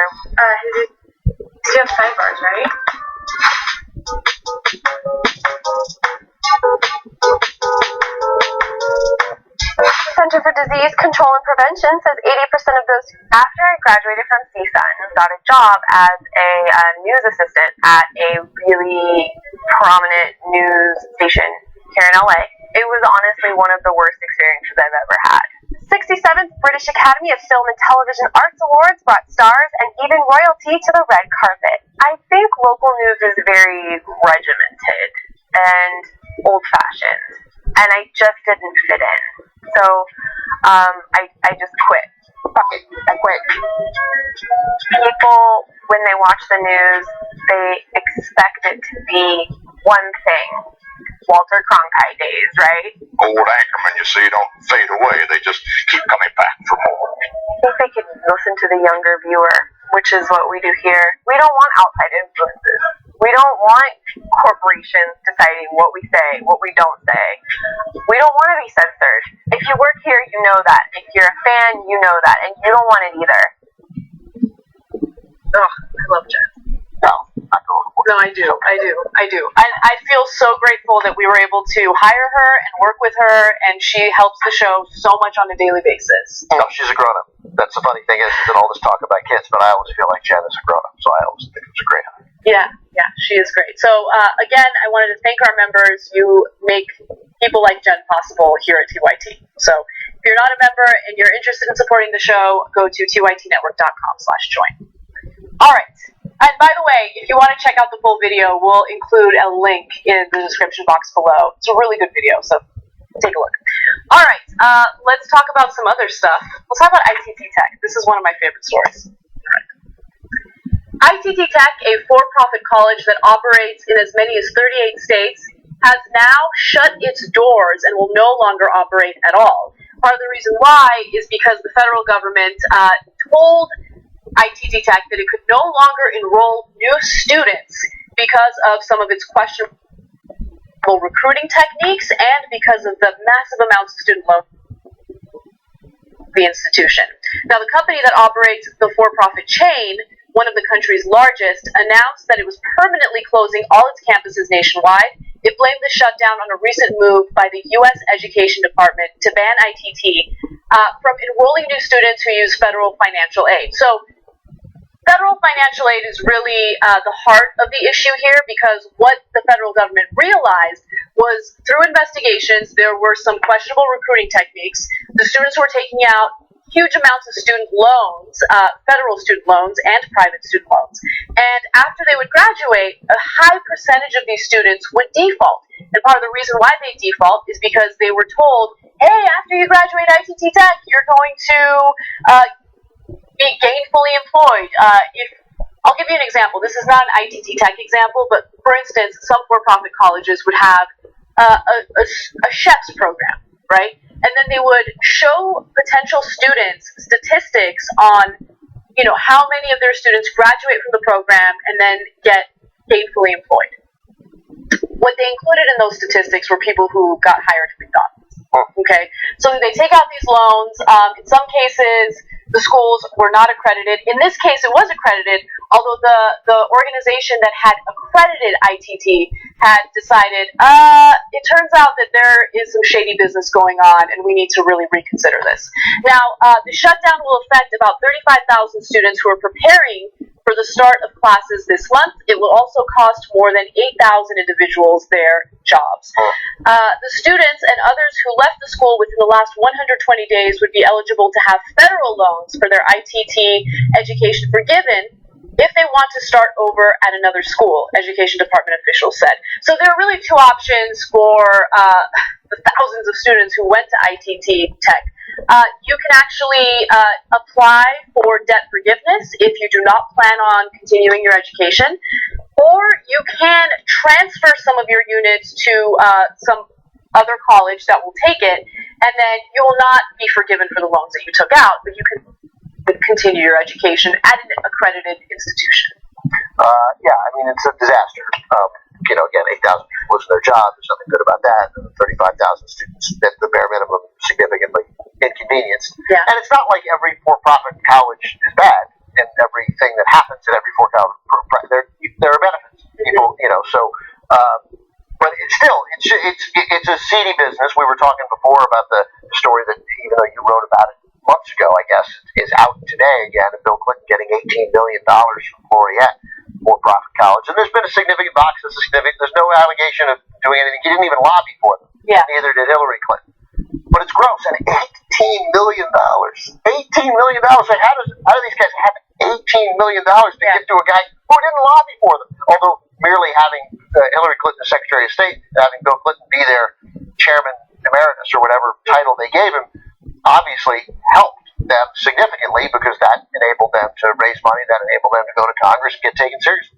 Yeah, so let me give you some details on that because it was an insane story that I wish got a lot more attention during the primaries, but of course it didn't. So Hillary Clinton, while she was Secretary of State, was part of a Department of Education meeting, right? And so, federal officials were meeting with different representatives from different college campuses to have a conversation about education policy. And so there was one representative from Laureate that Hillary Clinton was really pushing to be part of that conversation. And so after that meeting took place, what a coinkydink, right? Bill Clinton all of a sudden gets this position within this for-profit institution, and as a result, he gets paid tens of millions of dollars in what I believe was a 4-year time span. 5 years.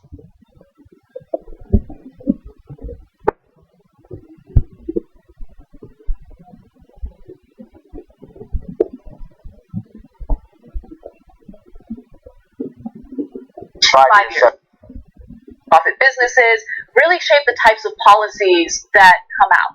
And I'm glad that the federal government is going after some of these more fraudulent for-profit colleges, but these are all things that everyone should be aware about. Like, these are not things that were covered in the debates or the town halls. And I wish that we... Because this sort of... but what was Bill Clinton's precise role? As the Washington Post and others have reported, he essentially seems to have been the paid mascot. Mm-hmm. Clinton's tenure as honorary chancellor lasted from 2010 to 2015. During that time, Laureate pasted his face on brochures. It hung his picture on campus hallways. It sent some apparently thrilled students to attend the Clinton Global Initiative Conference in New York. For less than the cost of a Super Bowl ad each year, Laureate got to associate itself with one of the world's most beloved political figures. Not a bad deal. Given Laureate's global footprint, Bill's gig as a celebrity endorser might make one wonder whether there were conflicts of interest with Hillary Clinton's State Department, but there's really no evidence of favor trading. The Trump campaign has made a bogus charge that the State Department funneled $55.5 million in grants to a company through USAID, but in fact the money went to an independent nonprofit, internationally, blah, blah, blah. So so there's no evidence that she put her thumb on the scales in any way, as Slate says. But I am still confounded why Bill Clinton, who has access to $18 million in a lot of ways, and I get it, man, $18 million is $18 million. To Brad Pitt, to Warren Buffett, to Donald Trump, to you and me. Like, somebody asked, I would argue it means a lot more to you and me than it would to Warren Buffett. It does, but I get what you're saying. It's still I don't think it does. I think $18 million is $18 million. It would change our lives. We'd have access to things that they already have access to. But it is hard for even the wealthiest people in the world to say no to $18 million. If I ever saw $18 million in my bank account, I would literally weep, like out of happiness. Like I wouldn't stop crying. I remember one time when Jake, gave me, moderate raise. 1.8 million. No, not even close. But a moderate raise, and I literally teared up. Right. He told me at a restaurant. Right. And I was like, oh my God. It was like, we're going to give you... the best day of my life. You're going to get another $80 a week. Yeah, right. Oh my God, don't be that generous. Right, totally. Yeah, but anyway, dumb idea to accept that position, accept that money. However, is it a dumb idea? I mean, is the American electorate really going to know about this, aside from the people who watch this show and read Slate? Not really. I mean, I don't know what kind of impact it's going to have on the election. No, I do. It's not going to have any impact on the election, and that's the part that really bothers me. So. Right. Anyway, guys, we got to go. We have to take a break and set up for the town hall. You don't want to miss it, so stick around. And for our members, because of the town hall, there won't be a post-game show today, and we won't be doing TYT class.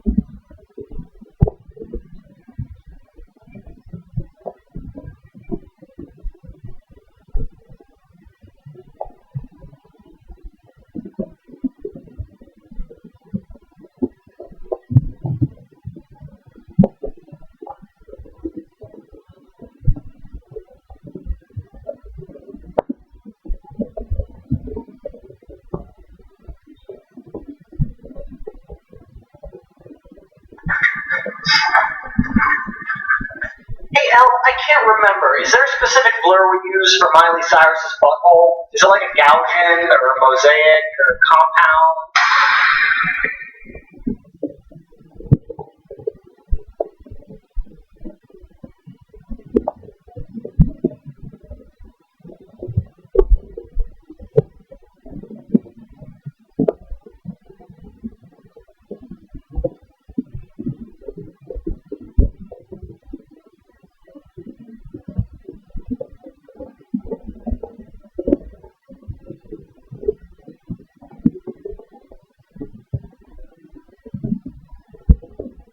Look, there is a moment. There could be a moment. There could be a moment where you go, "That's it. We made it. It's over."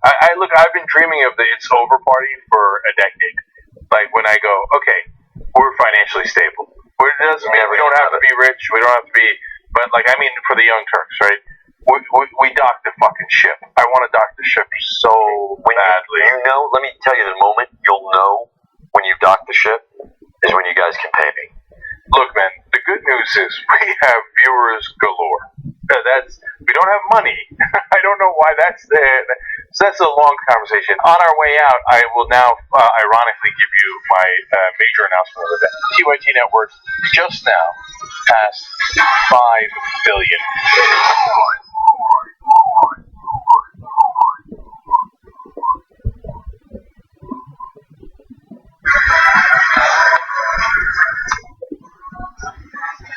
Now, top.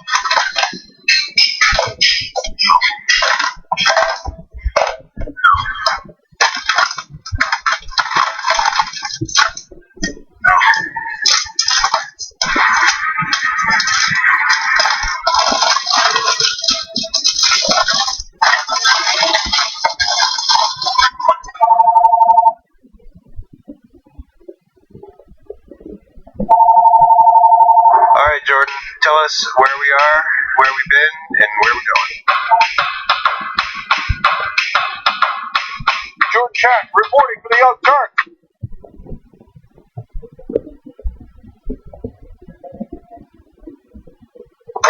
Listen, I'm the first. All right. Hey, you're beautiful. Is Hillary being sincere when she says $12 is enough for the minimum wage? Anybody who tells you $12 is enough for the minimum wage is not only not being sincere, they don't give a damn about you. No bank is too big to fail, and no executive too powerful to jail. She is pretty dead set on protecting big banks. And we're tired of For liberals, if all the money from the banks went to Republicans as opposed to just 80%, When do we actually decide to make a change as a people? Bernie Sanders already said, oh, he wants a revolution. He wants a revolution. Well, I don't really want a revolution. I want a precedent. And you been a Ted Cruz fan all this time? No, I've been a Liberty fan all this time. It was a raucous event, if you've ever seen one. I don't want to be recorded. He's not going to tell us anything, so. He reminds me of like your drunk uncle at a wedding who gets up and starts talking and just loves the crowd. They're trying to ethnically cleanse white people? Well, sure they are. Weren't you white girl? In Dixieland, I'll take my stand.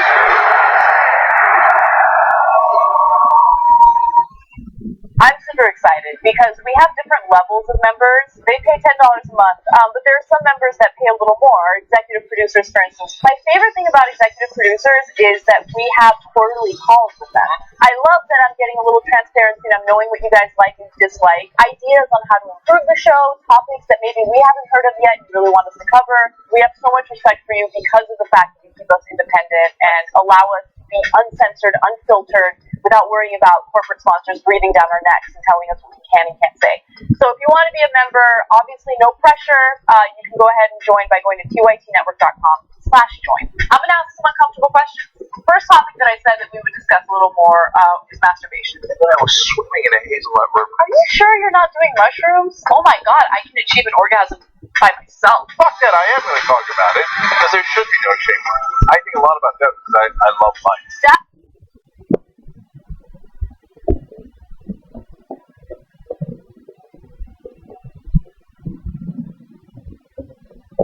Release me from bliss. It's so weird because at that moment I felt this and it smelled like lavender. At the end, you get to go check. Nice check. If you're a member of the Young Turks, you too are on board.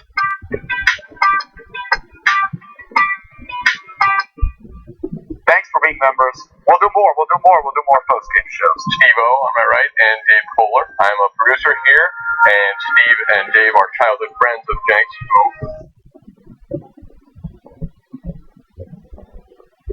We added 1,000 members in one day alone. Believe what they believe, and they're not swayed by facts. I think a lot of people agree with Bernie on principle, and maybe this is the start of something. Why is it okay to take advantage of girls? Because we're going to get lit. Ben and his doodles. Women lie all the time. I'm so happy I don't work for a company that asks me to come up with yearly goals.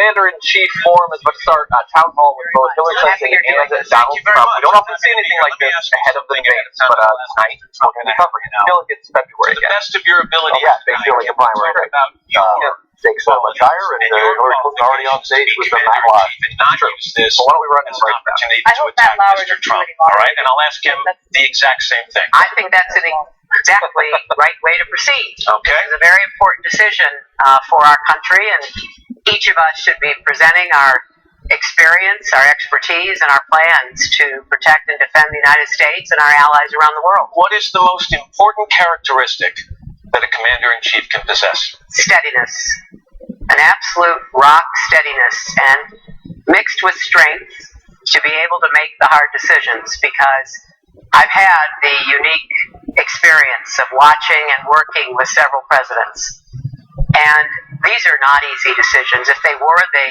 wouldn't get to the president in the first place. And when you're sitting in the Situation Room, as I have on numerous occasions, particularly with respect to determining whether to recommend the raid against bin Laden, what you want in a president, a commander-in-chief, is someone who listens, who evaluates what is being told to him or her, who is able to sort out the very difficult options being presented, You're talking about and then judgment. makes the decision. That's right. So judgment is a key. Temperament and judgment, yes. The word judgment has been used a lot around you, Secretary Clinton, over the last year and a half, and in particular concerning your use of your personal email and server to communicate while you were Secretary of State. You said it's a mistake. You said you made not the best choice. You were communicating on highly sensitive topics. Why wasn't it more than a mistake? Why wasn't it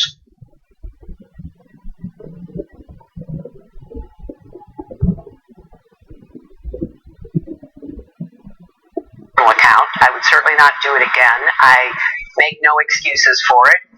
It was something that should not have been done. But the real question is the handling of classified material, which is, I think, what the implication of your question was. And for all the viewers watching you tonight, I have a lot of experience dealing with classified material, starting when I was on the Senate Armed Services Committee, going into the 4 years as Secretary of State. Classified material has a header which says top secret, secret, confidential, nothing. And I will repeat this, and this is verified in the report by the Department of Justice. None of the emails sent or received by me had such a header. Were some of the emails sent or received by you referring to our drone program, our covert drone program? Yes, because, of course, there were no discussions of any of the covert actions in process being determined about whether or not to go forward. But every part of our government had to deal with questions, and the Secretary of State's office was first and foremost. So there are ways of talking about the drone program. And you said you thought your communications on that were fairly routine. Well, let me say, the FBI just released their report about their investigation. They discussed drone matters in the unclassified section of their Director report. Comey also said this after reviewing all the information. He said there is evidence to support a conclusion that any reasonable person in Secretary Clinton's position should have known. Well, Matt, I just respectfully point to the hundreds of experienced foreign policy experts, diplomats, defense officials who were communicating information on the unclassified system because it was necessary to answer questions and to be able publicly to go as far as we could, which was not acknowledging the program, but I would be in Pakistan, as I was on several occasions.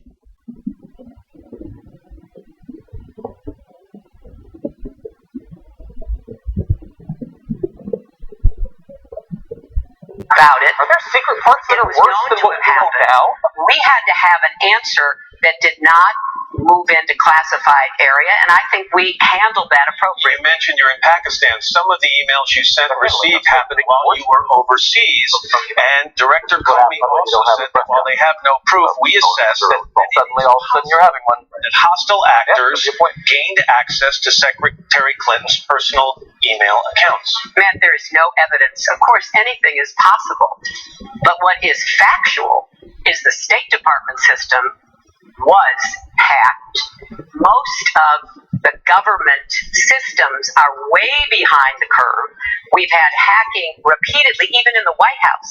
There is no evidence my system was hacked. Let us bring in Hallie Jackson of NBC News, who's been covering this campaign. She's getting questions from our veterans. Hallie, who are you with? I'm Adam with Lieutenant John Lester, who will stand with me here.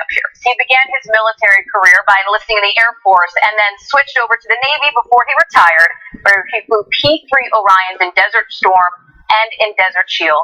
He's a Republican, and he has this question for you, Secretary Clinton. Thank you. Secretary Clinton, thank you very much for coming tonight. As a naval flight officer, I held a top secret sensitive compartmentalized information clearance, and that provided me access to materials and information highly sensitive to our warfighting capabilities. Had I communicated this information not following prescribed protocols, I would have been prosecuted and imprisoned. Secretary Clinton, how can you expect those such as myself, who are entrusted with America's most sensitive information, to have any confidence in your leadership as president when you clearly corrupted our national security? Well, I appreciate your concern and your experience, but let me try to make the distinctions that I think are important for me to answer your question. These are pretty tough. Classified material is designated. It is marked. There is a header so that there is no dispute at all that what is being communicated to or from someone who has that access is marked classified. And what we have here is the use of an unclassified system by hundreds of people in our government to send information that was not marked. There were no headers. There was no statement, top secret, secret, or confidential. I communicated about classified material on a wholly separate system. I took it very seriously. When I traveled, I went into one of those little tents that I'm sure you've seen. Never found that one wrong. Because we didn't want there to be any potential for someone to have embedded a camera to try to see whatever it is that I was seeing that was designated, marked, and headed as classified. So I did exactly what I should have done, and I take it very seriously. Always have, always will. Sir, thank you. Thank you very much for your question. Secretary Clinton, let's talk about your vote in favor of the war in Iraq. Mm-hmm. You since said it was a mistake. Mm-hmm. Obviously, it was not something you said you would do again. I asked before for people to raise their hand if you served in Iraq. Can you do it again? Mm-hmm. How do you think these people feel when the person running to be their commander-in-chief says her vote to go to war in Iraq was a mistake? Look, I think that the decision to go to war in Iraq was a mistake. And I have said that my voting to give President Bush that authority was, from my perspective, my mistake. I also believe that it is imperative that we learn from the mistakes, like after action reports.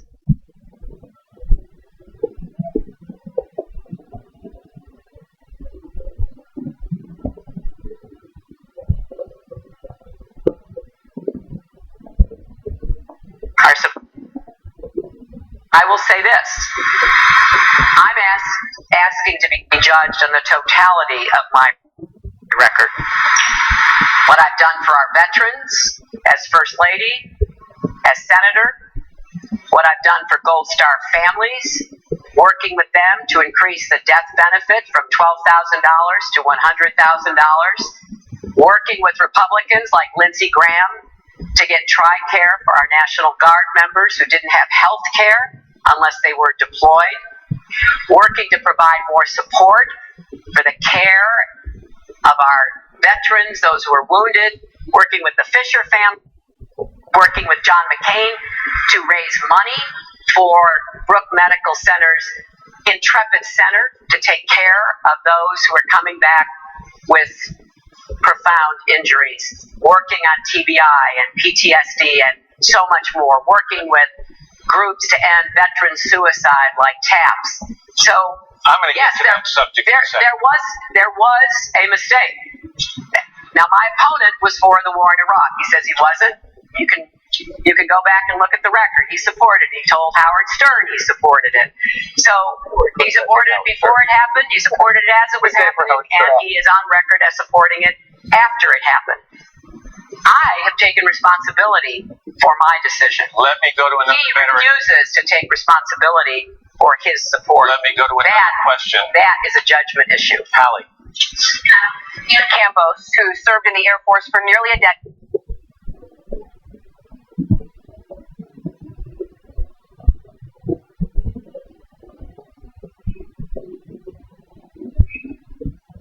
Thank you.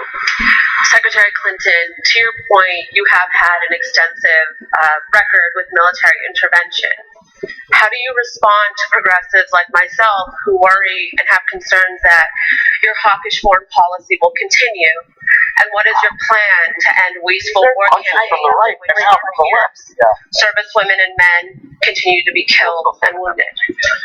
Well, I assume you're talking about Iraq because of my vote, and you probably are talking about Libya because of the role that I played in the administration's decision about whether to take on Gaddafi.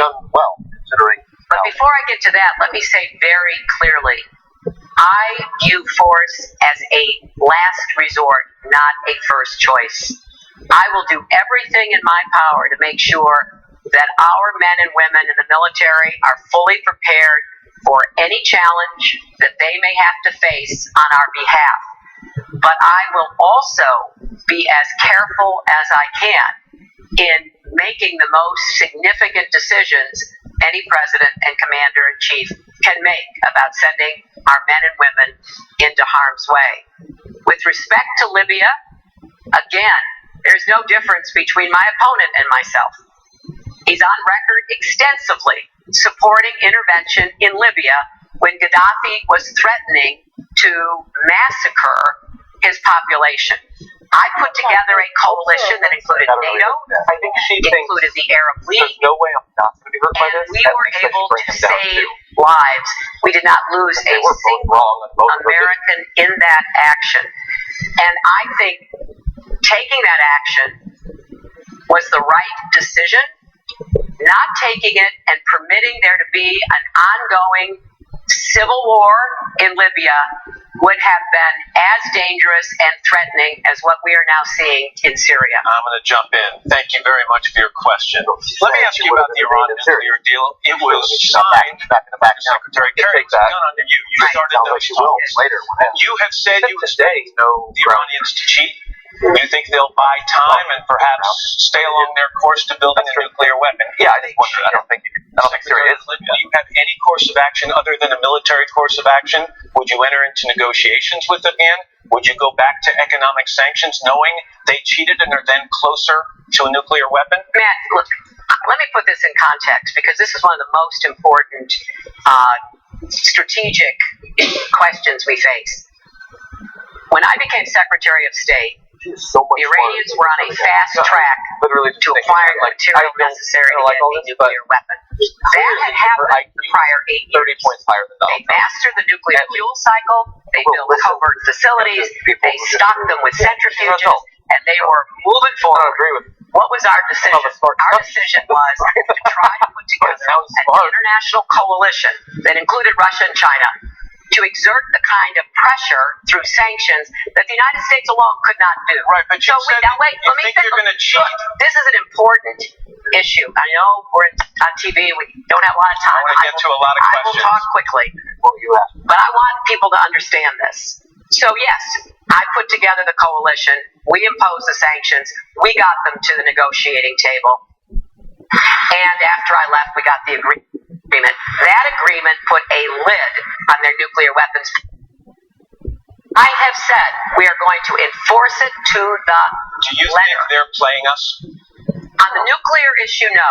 I think we have enough insight into what they're doing to be able to say we have to distrust but verify. What I am focused on is all the other malicious activities of the Iranians. Ballistic missiles, support for terrorists, being involved in Syria, Yemen, and other places, supporting Hezbollah, Hamas. But here's the difference, Matt. I would rather, as president, be dealing with Iran on all of those issues without having to worry as much about their racing for a nuclear weapon. So we have made the world safer. We just have to make sure it's enforced. Hallie.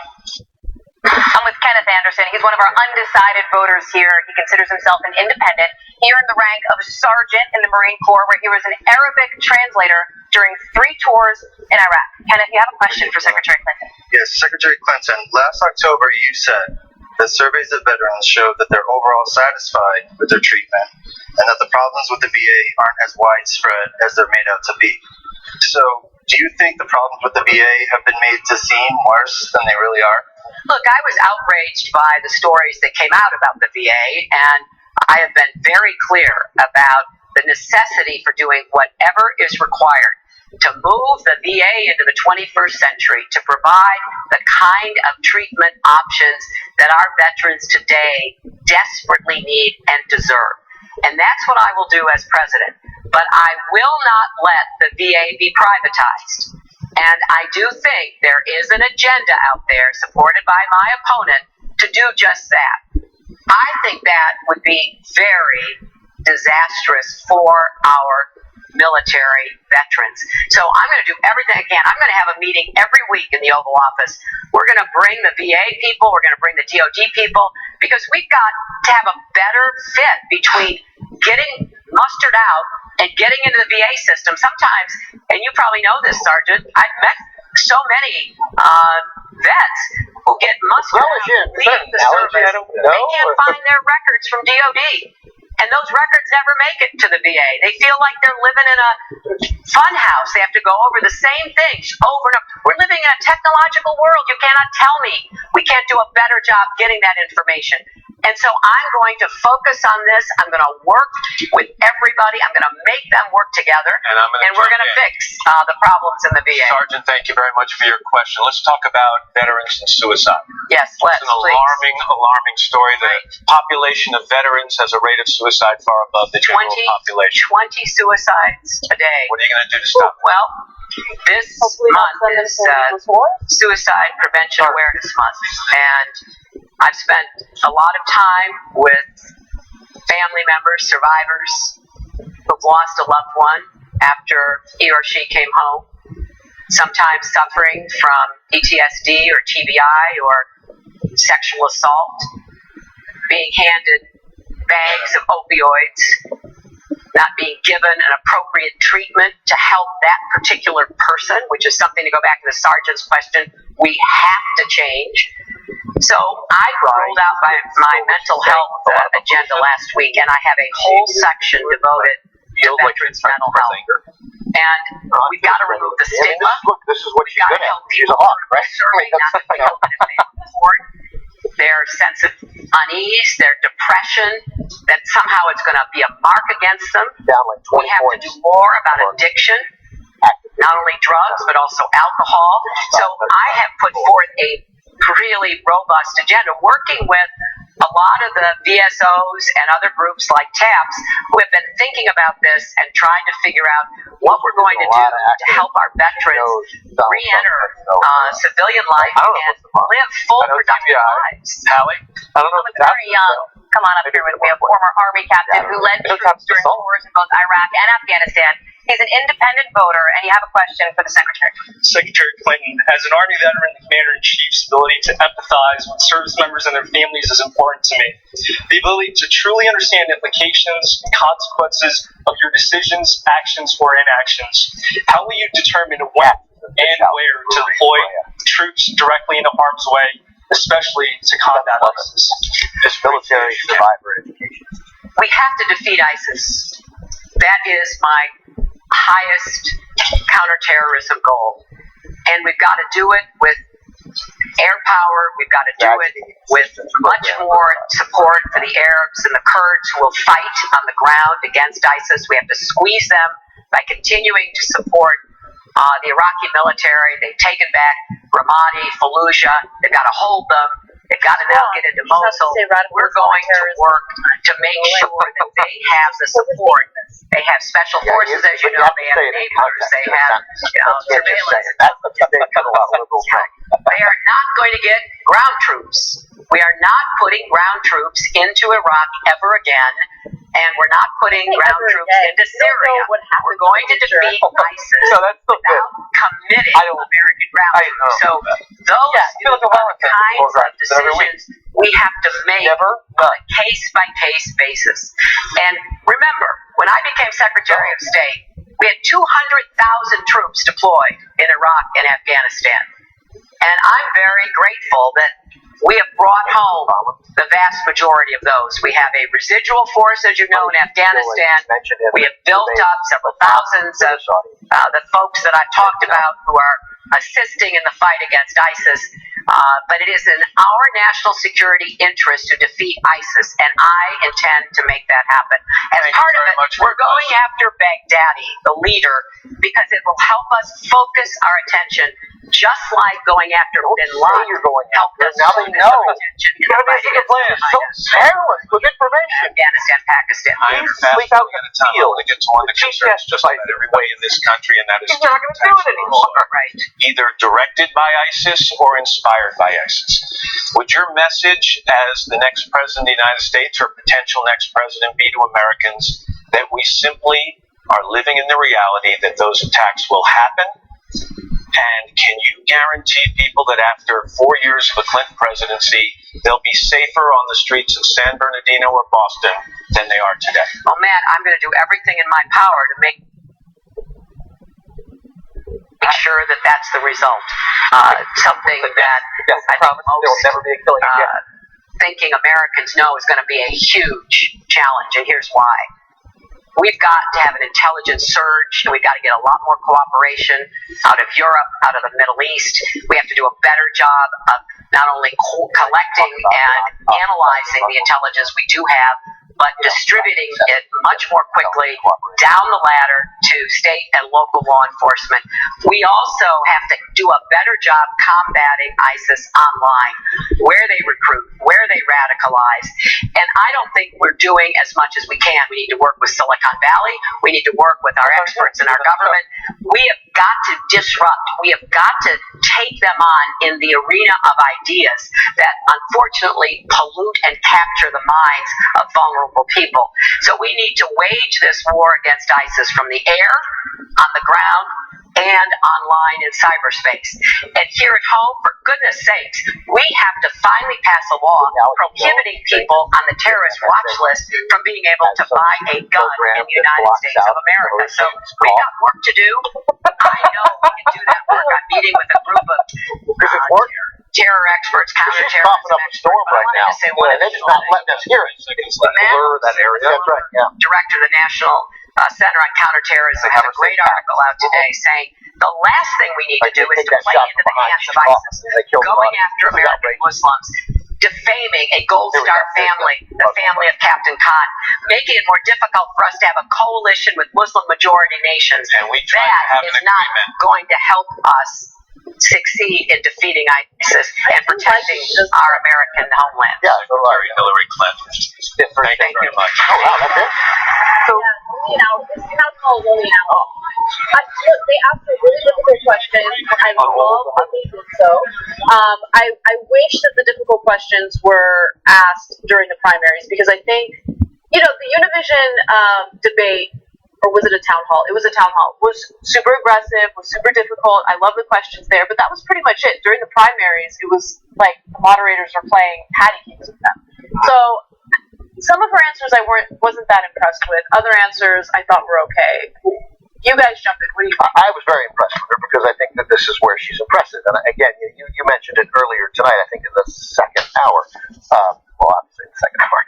Or maybe it was the head of this broadcast, but I can't remember. Just about like how we need to be talking about ideas and policy, right? Because, of course, Hillary Clinton has something like 25,000 words worth of policy out there to read, and it's extensive, and it's pretty progressive. Yeah. It's actually quite progressive. I don't know whether she'll implement it, but Donald Trump has none.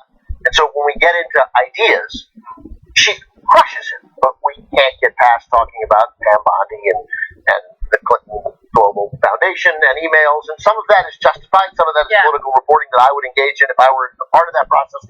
I understand it. But when we start talking about ideas, we start talking about how to enable people to get out of college essentially debt-free, when we get ideas about how to engage the Western Europe and the Middle East in protecting us, Hillary Clinton is impressive in many ways.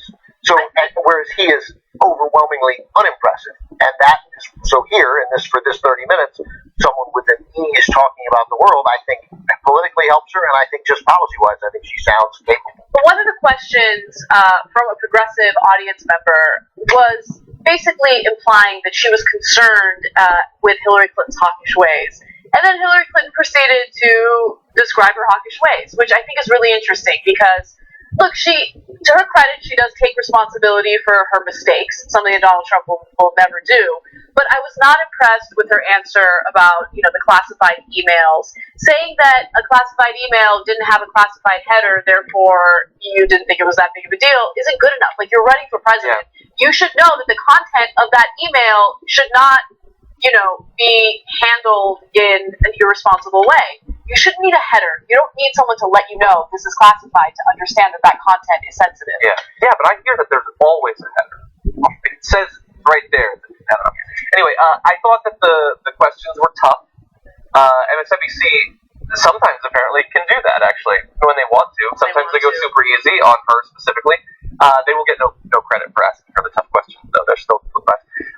But so they asked her emails. Then they had a Republican say, "I would have been locked up. Why aren't you locked up?" Basically, something corrupt ways. They asked her about Libya. They asked her about Iraq. So all the tough stuff that she generally doesn't do all that well on, or that the progressives don't like her on, they asked.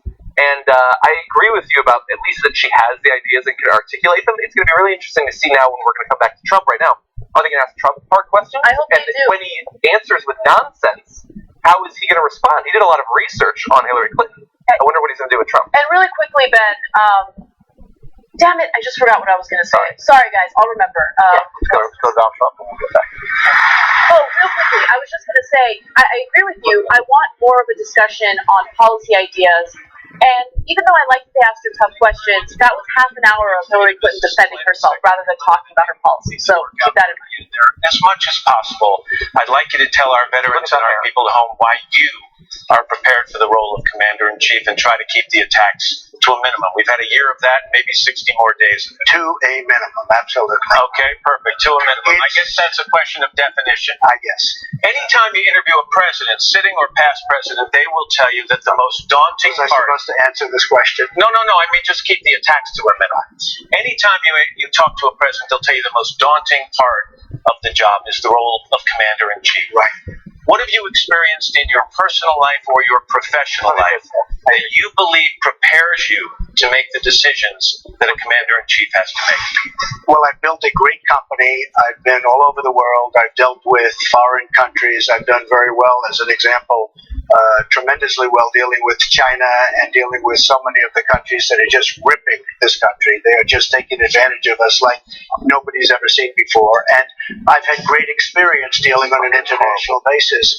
I look today and I see Russian planes circling our planes. They're taunting us. I see in Iran, I see the boats taunting our ships, our destroyers. But what have you done in your life that prepares you to send men and women of the United States into harm's way? Well, I think the main thing is I have great judgment. I have good judgment. I know what's going on. I've called so many of the shots. And I happened to hear Hillary Clinton say that I was not against the war in Iraq. I was totally against the war in Iraq. You better correct this. S1 magazine from 2004. You can look at before that. And the war was already going on. The war in Iraq because I said it's going to totally destabilize the Middle East, which it has. It has absolutely been a disastrous war. And by the way, perhaps almost as bad was the way Barack Obama got out. That was a disaster. People talk about you and Commander in Chief, and not just Secretary Clinton, but some of your Republican opponents in the primary season, and they wonder about your temperament. They say, does Donald Trump have the temperament to be Commander in Chief? You said something recently that I found 1, 2, 5, 6, 3, 4. In the heat of a debate, or when you're talking about a lot of issues, you say things that you later regret. So can we afford that with a Commander-in-Chief, to have a Commander-in-Chief who says things that he later regrets? Oh, when you say regret, yeah, sure, I regret. But in the meantime, I beat 16 people, and here I am. So, to a certain extent, there is a regret. I would have liked to have done it in a nicer manner. But I had 16 very talented people that I had to go through, and that was a lot of people. But when you say that was a record, Matt, that was a record in the history of Republican politics. I was able to get more votes than anybody ever has gotten in the history of Republican politics. But when you say inflammatory things in a presidential campaign, it's different than saying them when you're Commander-in-Chief. If you say things you regret when you're Commander-in-Chief, you can spark a conflict, you can destabilize a region, you can put American lives at risk. Can we afford to take that risk with you? Well, I think absolutely. I think if you saw what happened in Mexico the other day, where I went there, I had great relationships, everything else. I let them know where the United States stands. I mean, we've been badly hurt by Mexico, both on the border and with taking all of our jobs, or a big percentage of our jobs. What happened? Look at the aftermath today, where the people that arranged the trip in Mexico have been forced out of government. That's how well we did. Back in August, and that's how well we're going to have to do, Matt. Back in August, when you admitted that you regret some of the things you said, you also said this: I can promise you this. I will always tell about you the world. Yes. Come on. His actual policy idea. I know more about ISIS than the generals do.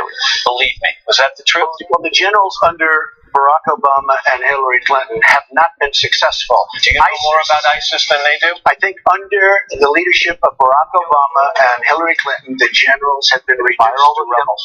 They have been reduced to a point where it's embarrassing for our country.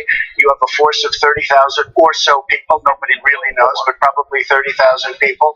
And I can just see the great, as an example, General George Patton spinning in his grave as ISIS we can't beat. Yeah, you said if we had MacArthur today, or if we had Patton today, we would not have ISIS. That the rise of these military commanders that we have today, they come up the chain of command, and by the time they get to the top, they're too politically correct. And we know that's not a compliment coming from you. Have you lost faith in the military commanders? I have great faith in the military. I have great faith in certain of the commanders, certainly, but I have no faith in Hillary Clinton or the leadership. You look at what's happened, and when she comes in and starts saying, "Oh, I would have done this," I would have. She's been there for 30 years. I mean, we need change, Matt. We have to have it, and we have to have it fast. Let's go to Hallie Jackson in our crowd. Hallie. I'm with Philip Clay, who was a public affairs officer in the Marine Corps. He spent a year in Anbar province in Iraq. He left the military with the rank of captain, service that inspired him to write a book. He's a Democrat, and he has this question for you, Mr. Trump.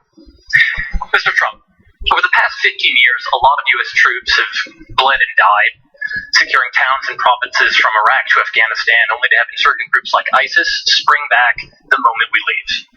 Now, you've claimed to have a secret plan to defeat ISIS, but you're hardly the first politician to promise a quick victory and a speedy homecoming. So, assuming we do defeat ISIS, what next? What is your plan for the region to ensure that a group like them doesn't just come back? Joe, I mean, part of the problem that we've had is we go in, we defeat somebody, and then we don't know what we're doing after that. I mean, we lose it. Yeah. Like, as an example, you look at Iraq, what happened, how badly that was handled. And then when President Obama took over, likewise, it was a disaster. It was actually somewhat stable. I don't think it could ever be very stable. It's a war we should have never gone into in the first place. But he came in, he said, "What the fuck are you going to do?" Yeah, they're not forcing him to actually talk about what his plans are or what his knowledge is. And frankly, we never even got a shot. And if you really look at the aftermath of Iraq, Iran is going to be taking over Iraq.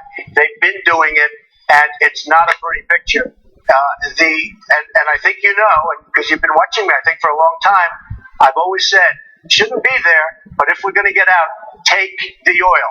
If we would have taken the oil, you wouldn't have ISIS, because ISIS formed with the power and the wealth of that oil. How are we going to take the oil? How are we going to do that? You would leave a certain group behind, and you would take various sections where they have the oil. They have occupied. People don't know this about Iraq, but they have among the largest oil reserves in the world, in the entire world. About Iraq. And we're the only ones. Yeah, we know that. Spend $3 trillion.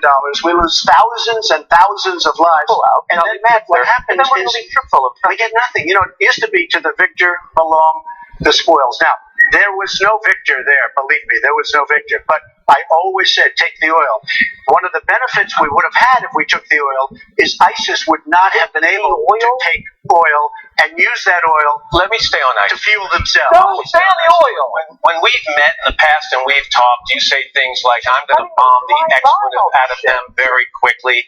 And when people like me press you for details, like that gentleman just said, on what your plan is, you very often say, I'm not going to give you the details because I want to be unpredictable. Absolutely, the word is unpredictable. But yesterday, you actually told us a little bit about your plan in your speech. You said this, quote, we're going to convene my top generals, and they will have 30 days to submit a plan for soundly and quickly defeating ISIS.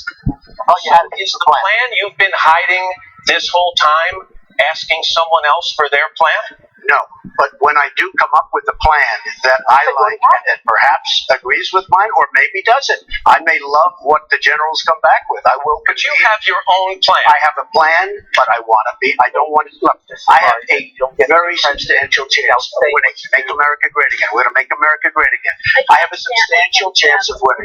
If I win, I don't want to broadcast to the enemy exactly what my plan is. And let me tell you, if I like maybe a combination of my plan and the general's plan or the general's plan. If I like their plan, Matt, I'm not going to call you up and say, Matt, we have a great plan. This is what Obama does. We're going to leave Iraq on a certain But you're going to convene a panel of generals, and you've already said you know more about ISIS than those generals. Well, there'll probably be different generals, to be honest with you. I mean, I'm looking at the generals today. You probably I have a piece of paper here I could show it. 88 generals and admirals endorsed me today. It's a number. And these are Hillary it's claims not more really, numbers. It's not numbers. The people that have been losing for us for a long period of time. I mean, the fact is, we have had the worst, and you could even say the dumbest foreign policy. Our results are so bad. We would have been better off had we never, ever spent $2 in that part of the world. You recently received 2 intelligence briefings. Still didn't have to describe this plan. Did anything in that briefing, without going into specifics, shock or alarm you? Yes. Did you learn new things? First of all, I had great respect for the people that gave us the briefings. They were terrific people. They were experts on Iraq and Iran and different parts of the world. And losing with them. But yes, there was one thing that shocked me, and it just seems to me that what they said, President Obama and Hillary Clinton and John Kerry, who is another total disaster, did exactly the opposite. Did you learn anything in that briefing, again, not going into specifics, that makes you reconsider some of the things you say you can accomplish, like defeating ISIS quickly? No, I didn't learn anything from that standpoint. What I did learn is that our leadership, Barack Obama, did not follow what our experts and our truly, when they call it intelligence, it's there for a reason, what our experts said to do. And I was very, very surprised in almost every instance. And I could tell, I am pretty good with the body language, I could tell they were not happy. Our leaders did not follow what they were recommending. Alec? I'm with former Army Captain Sue Fulton, who was a member of the first West Point class to include women. She served as a Signal Corps officer in Germany.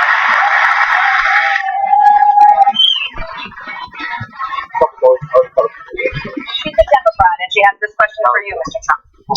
Mr. Trump. Hi, thank you very much. Thank you. Do you believe that an undocumented person who wants to serve in the U.S. Armed Forces deserves to stay in this country legally?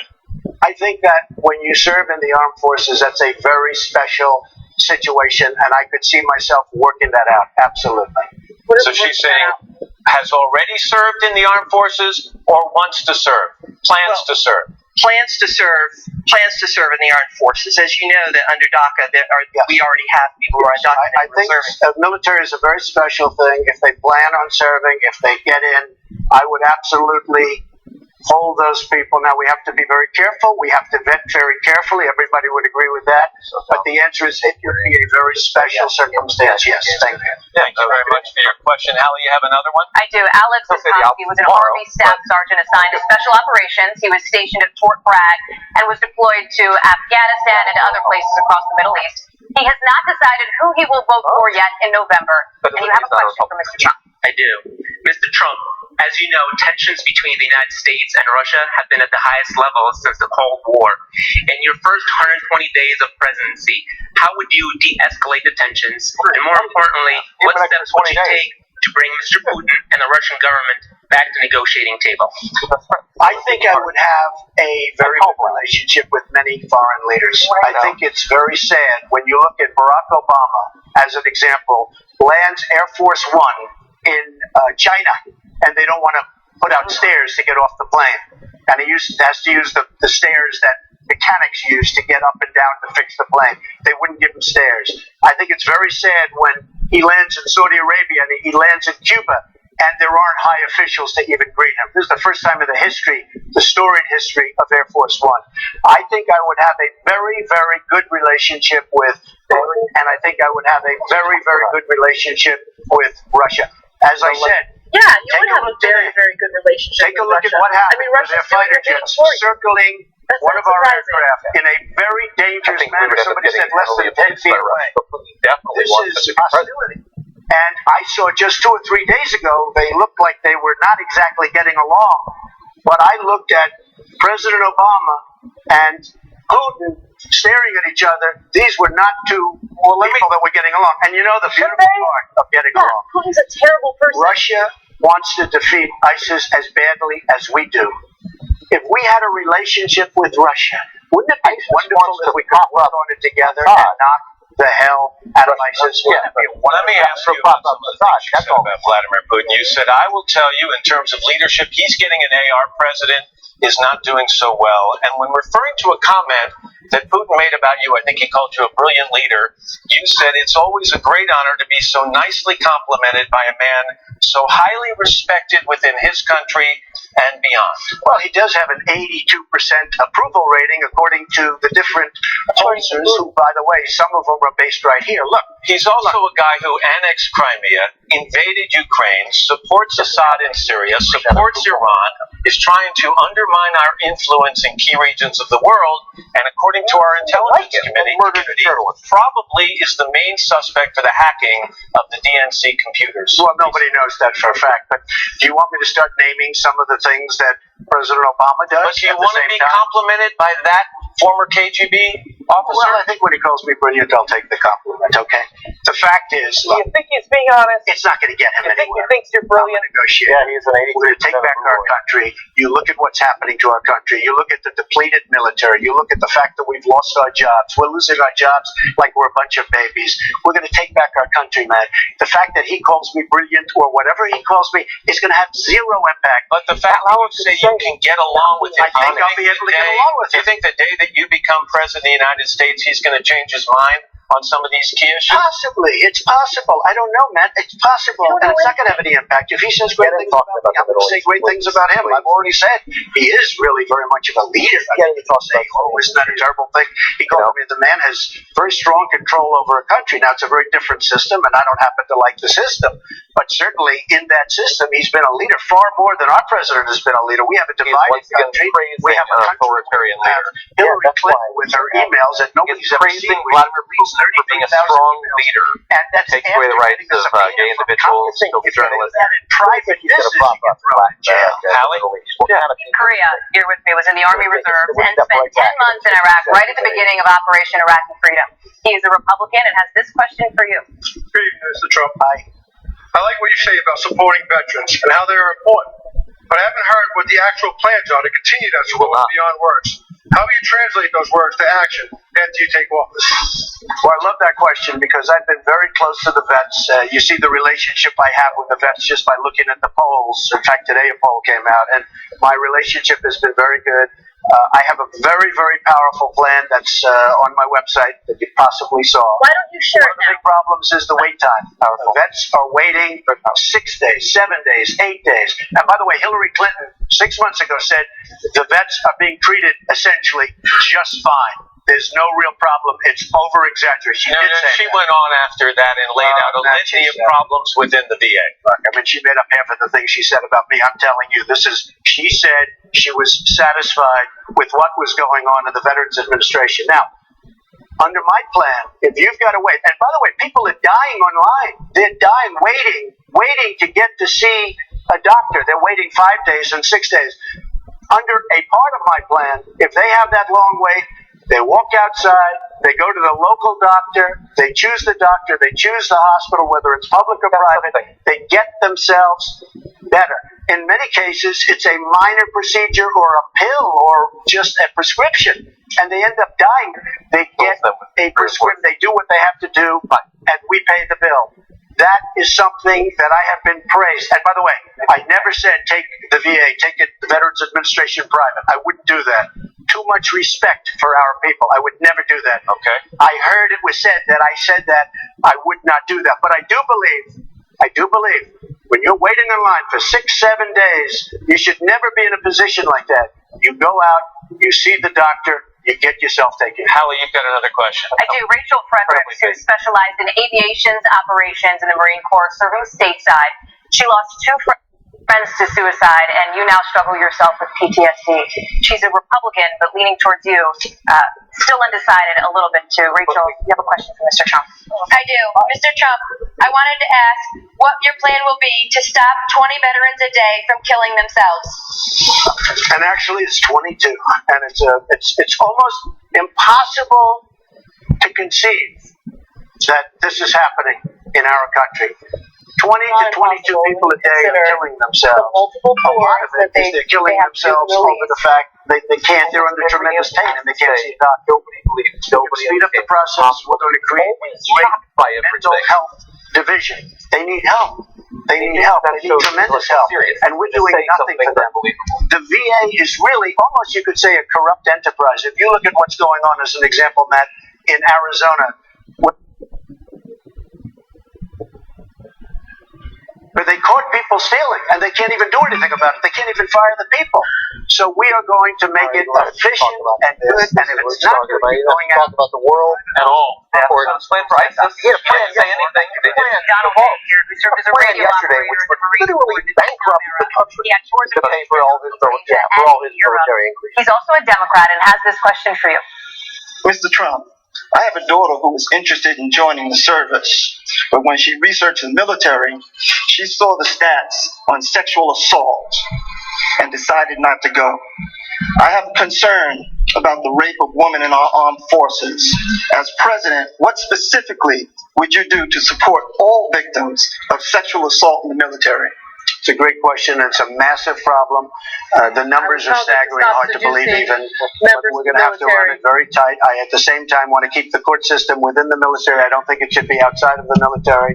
But we have to come down very, I would tell them to very find another job. If they were strong women, maybe they wouldn't allow themselves to get sexually assaulted, right? But we have to do something about that problem. And the best thing we can do is set up a court system within the military. Right now, the court system practically doesn't exist. In 2013, on this subject, you tweeted this, quote, 26,000 unreported sexual assaults in the military, only 238 convictions. What did these geniuses expect when they put men and women together?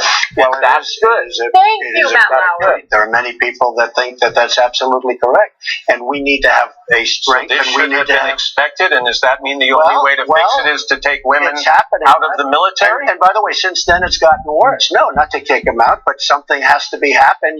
Right now, the problem is nobody gets prosecuted. You have reported, and the gentleman can tell you, you have the report of rape, and nobody gets prosecuted. There are no consequences. When you have somebody that does something so evil, so bad as that, there has to be consequence for that person. You have to go after that person. Right now, nobody's doing anything. Look at the small number of results. I mean, that's part of the problem. So many of the issues that we've talked about with you, Mr. Trump, tonight, and Secretary Clinton are so complex that even career military people and career diplomats and politicians have trouble getting their arms around them. Right. You've had a very different background in business. So nobody would expect you to have taken over the last 20 years really deep dives into some of these issues. But I'm curious about what you're doing now. What kind of research are you doing now? What kind of homework are you doing? What kind of things are you reading as you prepare for the day in 2 months where you might be elected the next president of the United States? Well, in the front row, you have 4 generals, you have admirals, we have people all throughout the audience that I'm dealing with. Right here is a list that was just printed today of 88 admirals and generals that I meet with and I talk to. How much time are you spending on and I'm doing a lot of different things. Don't forget, we're running a big campaign. I'm doing a lot of different things. Good. I feel reassured. I'm also, I'm very much giving it to my children and my executives to run. I'm also partially running a business. I'm campaigning. I'm running a business. I'm got a lot of hats right now. But we're doing very well. But in the meantime, I am studying and I'm meeting constantly. If you see General Flynn and you see some of the folks that we have, and they're scattered throughout the audience. So we have admirals, we have generals, we have colonels, we have a lot of people that I respect, and I think I've learned a lot. Melania, right now, I think also, I really feel I have a common sense on the various issues that you're talking about. But you said in a speech today, you said, history shows that when America is not prepared, is when the danger is the greatest. And we're not prepared. Will you be prepared on day one, if you're elected president of the United States, to tackle these the mistake on Libya? She made a terrible mistake on Libya. And the next thing, I mean, not only did she make the mistake, but then they complicated the mistake by having no management once they bombed you know what out of Gaddafi. I mean, she made a terrible mistake on Libya, and part of it was the management after effect. I think that we have great management talents, great management skills, and I have to totally prepared. But remember this, I found this subject and these subjects of interest all of my life, Matt. This hasn't been over the last 14 months. I found these subjects of tremendous interest. That's why they were asking me about Iraq 14 years ago. They were asking me these questions. They don't ask me asking you. They asked you the same place I started. Have you given much thought, Mr. Trump, if you're elected president and commander-in-chief, to that moment where you're going to have to make that first decision that puts American men and women in harm's way?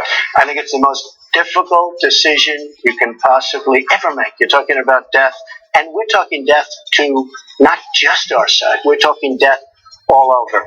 I would be very, very cautious. I think I'd be a lot slower. She has a happy trigger. You look, she votes for the war. But she have goes you into thought Libya. about personally the emotional burden of that? I think it's a tremendous burden. I think there is no greater burden than anybody could have. I've been preparing this for a long time. And, you know, my theme is make America great again. We're going to make America great again. But, Matt, we've also got to make America strong again. And right now we are not strong. Believe me, we have a depleted military. We're the greatest people in the world in our military, but it is very sadly depleted. The Republican nominee for President of the United States, Donald Trump. Thank you, Matt. As a follow-up. He supported going to Libya. He supported going to Iraq. He supported the drawing down of our troops in Iraq.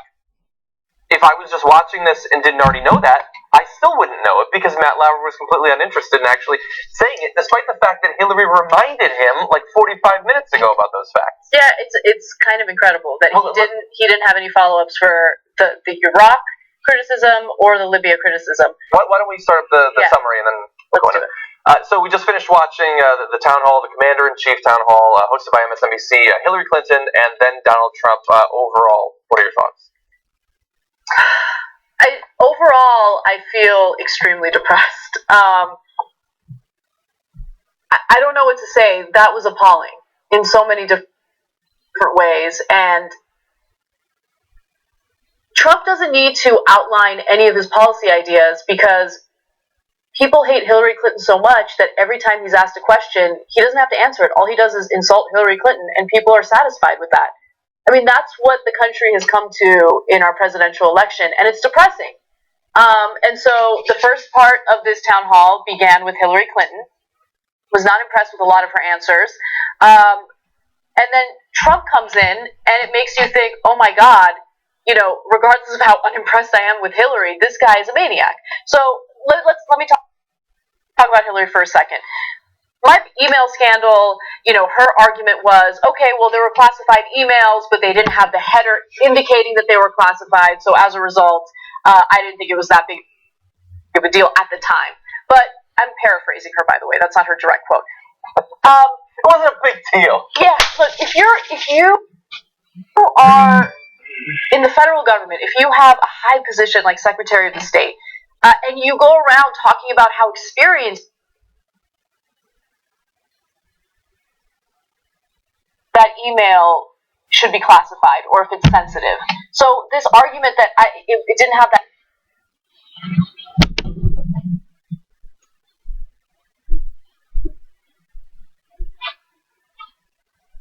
header did not. Yes, she's hawkish, and even when she was asked about whether or not she's going to scale back her hawkishness, she kind of answered back with more evidence that she is very hawkish with foreign policy, and she plans on continuing that. Then she said something about how we'll never invade Iraq again, and don't say that because you don't know, right? Like strong statements like that. It's a strong promise that she won't be sending ground troops back in. Right. Like she wasn't vague or dancing around it. Like if she does, you can go back and say she said no ground troops in Iraq. I like that. I think obviously yes, it could turn out to be untrue, and then she'll have to deal with that. But at least it's on video. Yeah. So that happened, and it's depressing because that's our Democratic candidate, and we wanted someone a lot more progressive than that, right? Yeah. And then Donald Trump comes in, and he's a nightmare. He doesn't answer any of the questions with actual policy ideas. He never answers anything with policy ideas. In fact, during one question, his answer was, "I have that policy in my on my website." No. This is a town hall where we're trying to figure out what your policy ideas are. Instead of immediately insulting Hillary Clinton and Barack Obama, why don't you tell us what you would do differently? He never tells us what he would do differently. How much Hillary Clinton sucks, and that's it. And American people, American voters, are sheep, and that's good enough for them. Okay, insult Hillary, and that makes you qualified to be the next president of the United States. That does not make anyone qualified to be the next president of the United States. We need to know what he would do differently, and he doesn't even know. Overall summary, what do you think? And remember, we're going to get into the win or lose or biggest controversy, all that stuff. I'm very frustrated by it for some of the reasons that you were and some different ones. I thought that, I don't think Matt Lauer deliberately tried to go easy on Donald Trump. That seems unlikely. But Donald Trump was sort of allowed to have that conversation go in a way that he wanted to.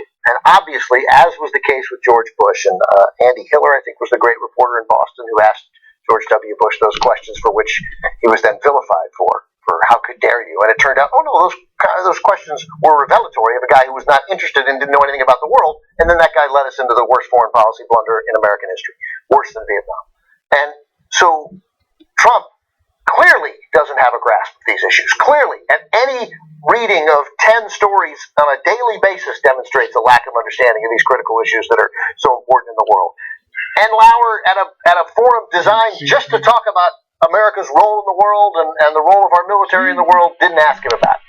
Yesterday, Donald Trump lays out his plan. One of his first things he's actually laid out, a plan that involves increasing the Army to 540,000 troops. It involves, I think, buying 90 new planes and 75 new ships. Just increasing the military alone, the Army to 540,000 is a $9 billion annual expense. We're talking $90 billion at a bare minimum. Financial military analyst, a budgetary military analyst in the New York Times today, his reaction to that, how are you going to pay for it? Trump was like, oh, we're going to collect on back taxes. Right? He's going to end sequestration. He did all these things that don't make an ounce of sense in the world, that are directly contradicted by exactly what Don Rumsfeld wanted to do with the military, which makes for an interesting question, right? Maybe Rumsfeld was wrong. Rumsfeld was wrong about a lot of stuff. But he didn't have to explain any of that stuff. It's impossible to be very clear. He would send us, if these plans were enacted off a fiscal cliff, that would send the country into a deep recession, which is harder to get out of, we've learned, than an actual depression. Yeah. And he didn't have to talk about any of it. Look, when you bring up the tax, we haven't talked about his tax plan in a long time, but I mean, the military is a great example of how much spending, theoretically, he wants to throw into one area. If he got to pass his tax plan, and we've broken it down on the show before, and we know that a Republican in Congress would approve it day one, because that's what they want to pass already. an insanely low tax, forget not being able to pay for the military, the budget's done. It's done, and we know how hard it is to raise tax in this country. You might never get back to a point where any of the social programs that we progressives hold dear can actually be funded. Forget $40 billion away from food stamps. There's no food stamps if you cut it by the amount that he says he wants to. But we're talking about Trump, so I want to transition to something. We finished the town hall. Here's who I think won. I think Donald Trump won. I think Donald Trump won as well. I think he won despite the fact that his answers were laughable. Yeah. He knows maybe 5 facts about the entire world. Maybe if you forced him, he could come up with 5 facts. Johnny's been interested in these things his whole life. Been interested, but he couldn't cite anything. What have you been studying? Oh, lots of stuff. I talked to people. One book. Maybe you watched a TED Talk. You listened to a podcast. Some hardcore history. Say something. How about who? Because you know he doesn't know it, Matt Lauer. How about who in Iraq would be your go-to guy to begin to build an Iraq that is strong enough to play a role in fighting ISIS? Maybe say Flynn. Right, he wouldn't have. Of course, he doesn't have an answer. Yeah, because he's like us, except we're not running for president. Yeah, and you probably have an answer. He won this debate. It wasn't even a debate. He won this town hall because, look, the first portion of it was let's ask Hillary literally the hardest questions that she's ever been asked during this election cycle, which I loved. I think that the hard questions should be asked. And then Donald Trump comes in, and he is, to his credit, is a master manipulator. He is so good at manipulating the conversation and somehow dodging the questions in a way that makes Hillary Clinton look terrible and makes him look like he would somehow do something differently, but it would be better, right? He doesn't talk about the policy ideas. He doesn't detail anything. All he simply does is attack Hillary, and people dislike her so much that that's all it takes for people to support Donald Trump. And even progressives. And look, I get it. I wanted Bernie Sanders to be the nominee. We were very clear and honest about that, right? But to make the argument that Donald Trump would somehow be better, especially when he comes out with ridiculous policy ideas like spending, what, $90 billion on increasing military spending. Which he would use to occupy Iraq for decades and decades. And take their oil. I don't know. I can't say who won because I don't know. I've lost any sense of ability to predict. I think if the good thing about this is we're after Labor Day, and we know people pay more attention, and it seems hard for us to believe that everyone is not paying as close attention as we are, but they aren't. Mm-hmm. And so I still think that if you came at this fairly fresh, as some people will, there is a significant number of voters who are like, don't. This is the beginning of the season. I'm going to pay. I can't give more than 60 days to these two clowns. This is what I'm going to give. One person seemed like they had a sense of the world, and one person didn't. So that if she won, that's going to be why.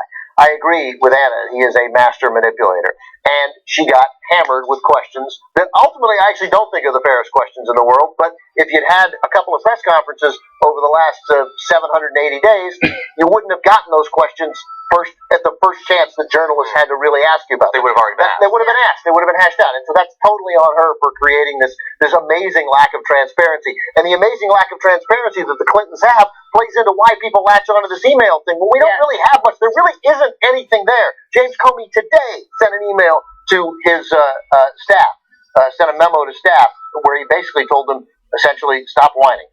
In a memo to employees, FBI Director James Comey said today the decision to not recommend charges against Hillary Clinton wasn't a close call. At the end of the day, said Comey, the case itself was not a cliffhanger. Despite all the chest beating by people no longer in government, there was not a prosecutable case. Those suggesting that we are political or part of some fix either don't know us or they're full of baloney, and maybe some of both. Now, I get it. So this isn't just about whether she committed crimes, but whether she showed the proper judgment. But we don't have a thing. We don't have the moment of, oh my God, this leaked thing got out.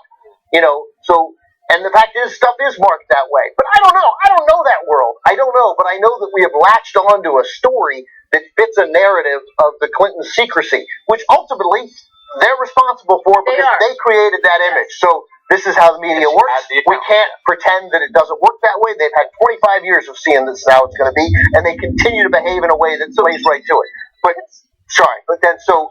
But on the merits of what they talked about, she understands the world we live in. She is, despite many complaints from progressives, while she has not been a progressive most of her life, in most of her political life that we've seen in some critical areas. She is also a very mainstream Democratic candidate. Her hawkishness is not out of league with the mainstream of the Democratic Party.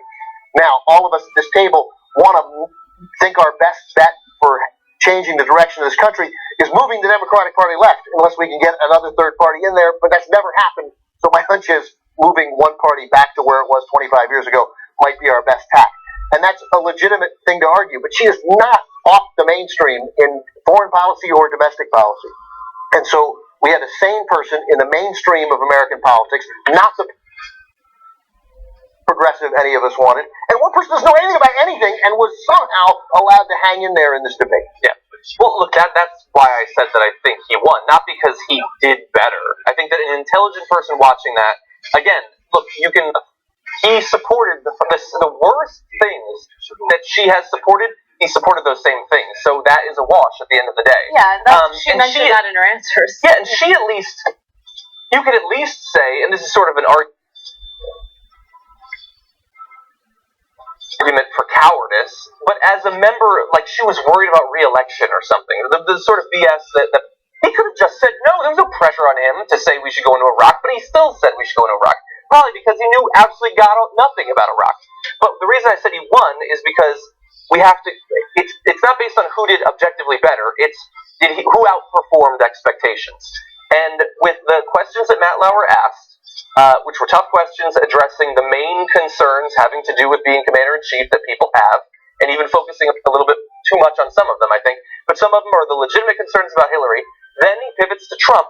He asks okay questions, and Trump spouts off BS that has no content in it, answers nothing, and then there's no follow-ups. There was never a reference to him supporting the war in Iraq or in the invasion of Libya, or the fact that he also approved of the drawdown of troops in Iraq. That didn't happen. The two things he said that he was fairly specific on were good things, that if you serve in the armed forces, you should be allowed to become a citizen. He didn't really say that, but that's sort of the idea. He said that he would work that out. He'd work that out. Yeah. And tomorrow he'll say the exact opposite. And that if you have too long of a wait in the VA, you go out and you get a doctor. That's not a plan. That's the most vague thing I've ever heard in my life, but at least it's something. And then Matt Lauer had the one, the tweet, where he's basically saying, oh, all these women get raped in the military. What they expect, they're women amongst men. And so he got it. That's good, Matt Lauer. And then Trump says, no, I was saying rape's bad. And then that's it. They move on. They just move on every time.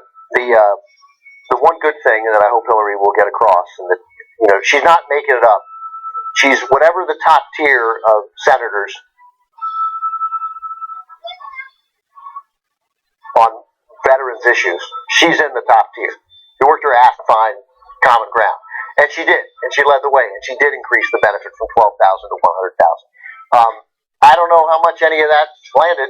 I hope. I mean, we all saw Trump perform abominably in Republican debates, and then it turns out win them. So maybe that'll turn out to be the case here. God, my heart breaks for this country. This is so depressing. He's one of the stupidest people I've ever listened to. In any context, political or otherwise. He knows nothing about the world. This is not some punk 17-year-old who doesn't care about the Middle East.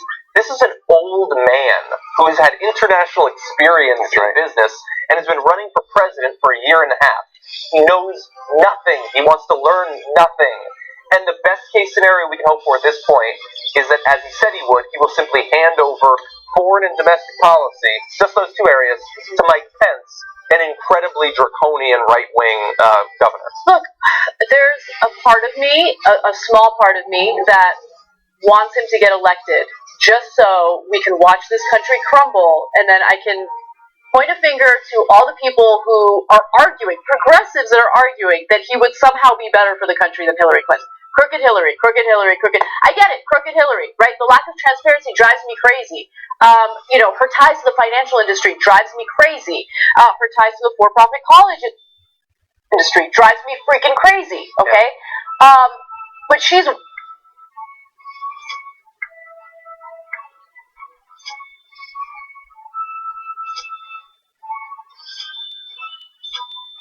Right? So, just this idea that somehow electing someone like him, because it's shaking things up and it'll lead to something different, is juvenile, and it drives me crazy. And it sucks because it puts me in a position where I support Hillary Clinton, and that's not the candidate that I wanted. But it is what it is.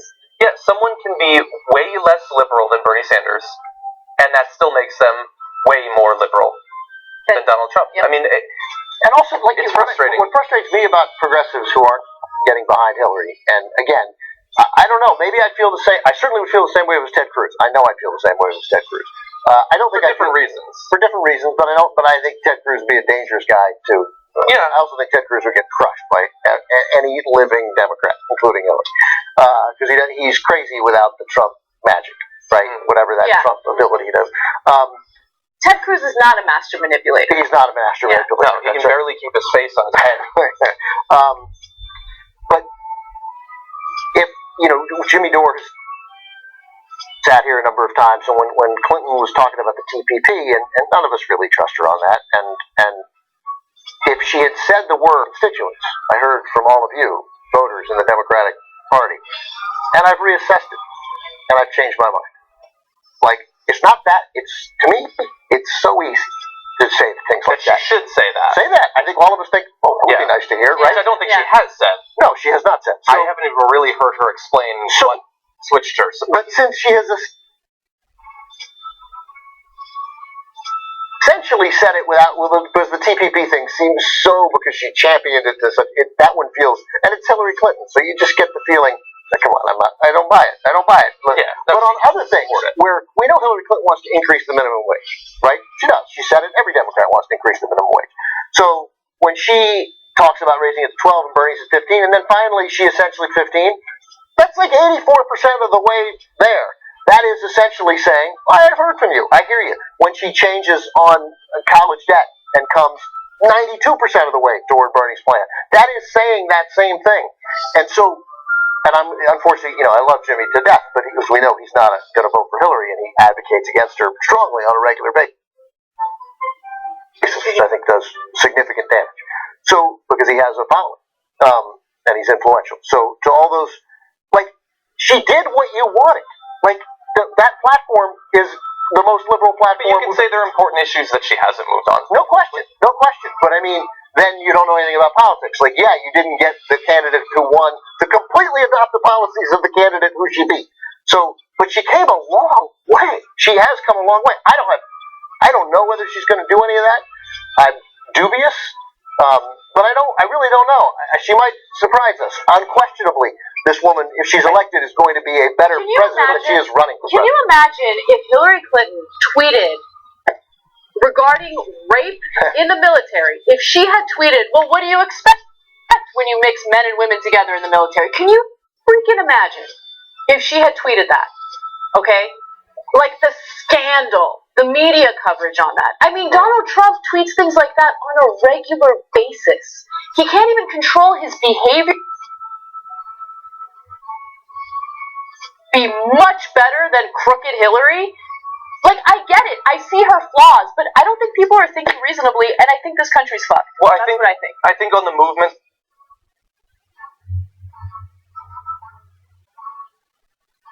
stuff, I think you brought up some good. This is symbolic, but she refuses to admit that she has, or why she did. That she will say in response to, do you believe that you've shifted on these issues? No, I've always been this way. Bernie had no effect. And that just seems unnecessary. So a lot of people feel personally offended by some of the moves that she makes outside of policy. I haven't heard her. The two that I mentioned, I don't hear her say things like that, but you may be following it in a different way. I don't know. Unquestionably, Bernie Sanders changed the tenor of the Democratic primary process, and he moved Hillary Clinton left. And anybody who's paid attention to politics saw that happen. And she has not, since then the general election started, and other than an effort caused by a clear opening to reach out to some foreign policy Republicans, she has made no pivot to the center from where she ended. She has not decided, okay, sorry, no, $12, we're never going above that. And no, I didn't mean that stuff about colleges. Come on, it's debt. You got to pay your debts back. This is America. The banks need it. She has not done that. And I would indicate she's probably not going to do it before November. One good thing, I guess, that comes from the fact that the polls have tightened up over the past few days is that we've always said that she will, like, she has moved, but if she's going to move more, it's only because she feels she has to. And if she continued to be up by 6 or 7 points, then she probably wasn't going to. If she's tied or down by 1 or 2 in some of these polls, we might hopefully see her make some more statements that we can hold her to. This is obviously very interesting. We're going to have plenty of time to be frustrated with both Hillary Clinton and Donald Trump. So let's turn to a couple of the areas of this, some specifics. Feel free to give your suggestions for these.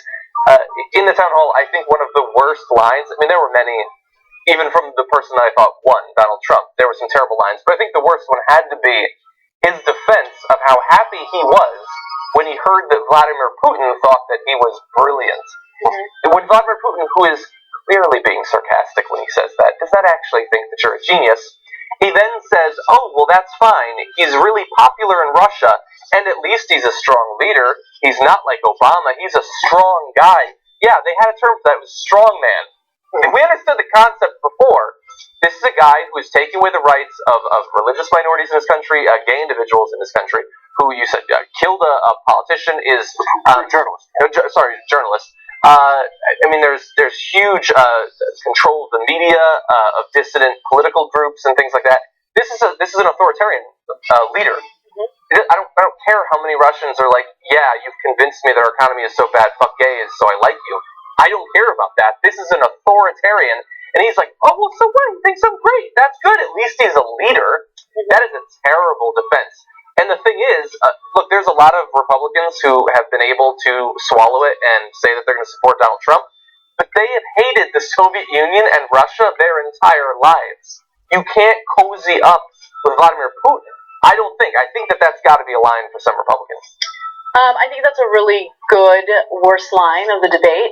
I would argue that among the terrible lines throughout the entire town hall, I keep calling it a debate when it's not, I did not like that Hillary Clinton kept defending herself on foreign policy by mentioning that Donald Trump believed the same things. Like saying he did the same thing. Yeah, so for instance, her support of invading Iraq, she's like, well, Donald Trump supported that as well. And then same thing with Libya, Donald Trump supported that as well. Like, I get what she's trying to do there, but for progressives, for, people like me, that doesn't make me feel better about your decision. Saying that well, he did it too. But isn't that targeting conservatives? Who are like, he's better than her on these issues? Part of it is the manner of saying it. Part of it is saying, hey, look, you have every right to ask me these questions. I hope you'll ask the same questions of my opponent. That would be a better way to do it.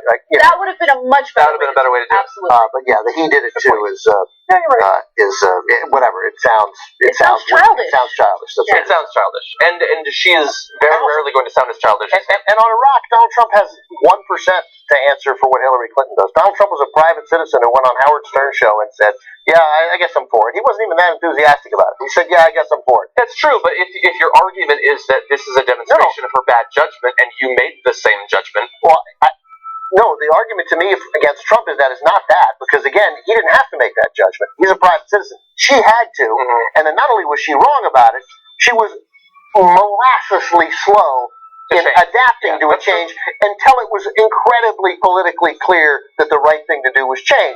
So she exhibited zero leadership on Iraq. To me, more than the ties to Wall Street, that is the reason I didn't vote for Hillary Clinton in the primaries, and that's why that's what bums me out.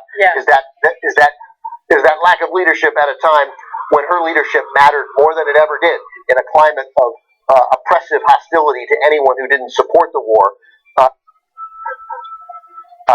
It would have been nice to have the most famous, most powerful Democrat in the world come out quickly and say, as many other Democrats did, because the vote for it, she can explain by, you know what, we got caught up in some hysteria, and I'm not going to let that happen again. But when I recognized how bad it was, I came out again.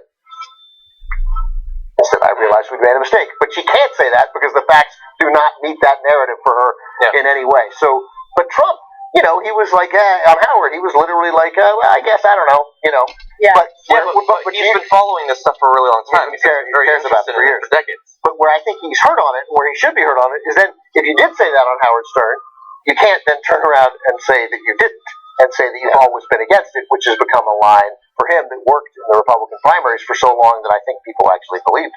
Yeah, I think it would have been great to have that fact checked. So I guess I've been overruled. Okay, that was actually a worse line. Yeah, especially at the very least in the delivery. Yeah. I mean, the way you said, like, I hope that you hold him, and hopefully that would then lead him to do it. But that's right. He didn't do it. Okay, so biggest fail at the Commander-in-Chief forum. Again, feel free to overrule me. I believe that it is not actually Hillary or Donald. I think that it is, and I apologize, he's like a nice guy. I think it's Matt Lauer in this case, who did a great job in the first half on asking tough questions of Hillary Clinton, having done his research. He was prepared for the things that she said. He would interrupt her in the middle of her answers. Or at least attempt to, because she's strong-armed him. Yeah.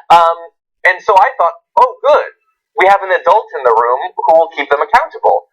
But then Donald Trump sat down, and aside from having found one embarrassing tweet, which was good on the part of him or his producers, he allowed Trump to do exactly what we were afraid Trump would do, and what might well be the only thing that will allow him to become president, is that if he can win these debates, win by not winning, win by being stupid, but by not having it made clear to people who don't know a lot about this that he's stupid, or have it pointed out, and make him admit that he doesn't have any information.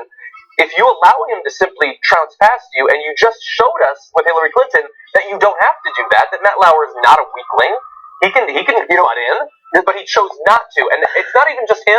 I'm afraid that this is what we're going to have at the debates, with Chris Wallace already saying he's not part of the Truth Squad. Matt Lauer, with Trump, was not part of the Truth Squad. Unbelievable. It's tactical on Lauer's part. It isn't omission. It's a comfort in attacking Hillary, and Hillary had it coming because she didn't make herself available. So she's going to get aggressiveness. That's what, like Matt Lauer, I suspect, thought, I got to stand up for all these journalists who haven't been able to ask her a question, or weren't able to ask her a question for 275 days. But with Trump, you have to be willing to be disliked to do this job well, which makes people like Matt Lauer, who is incredibly affable television personality and a terrific broadcaster, I think.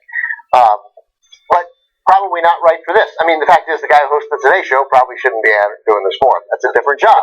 It's a different job. Yeah. I would have, I've had friends, guys I went to journalism school with, they were assholes. They would have been good.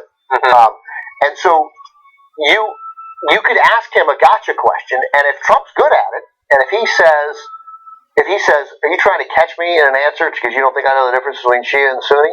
Let me tell you what the problem with Maliki is.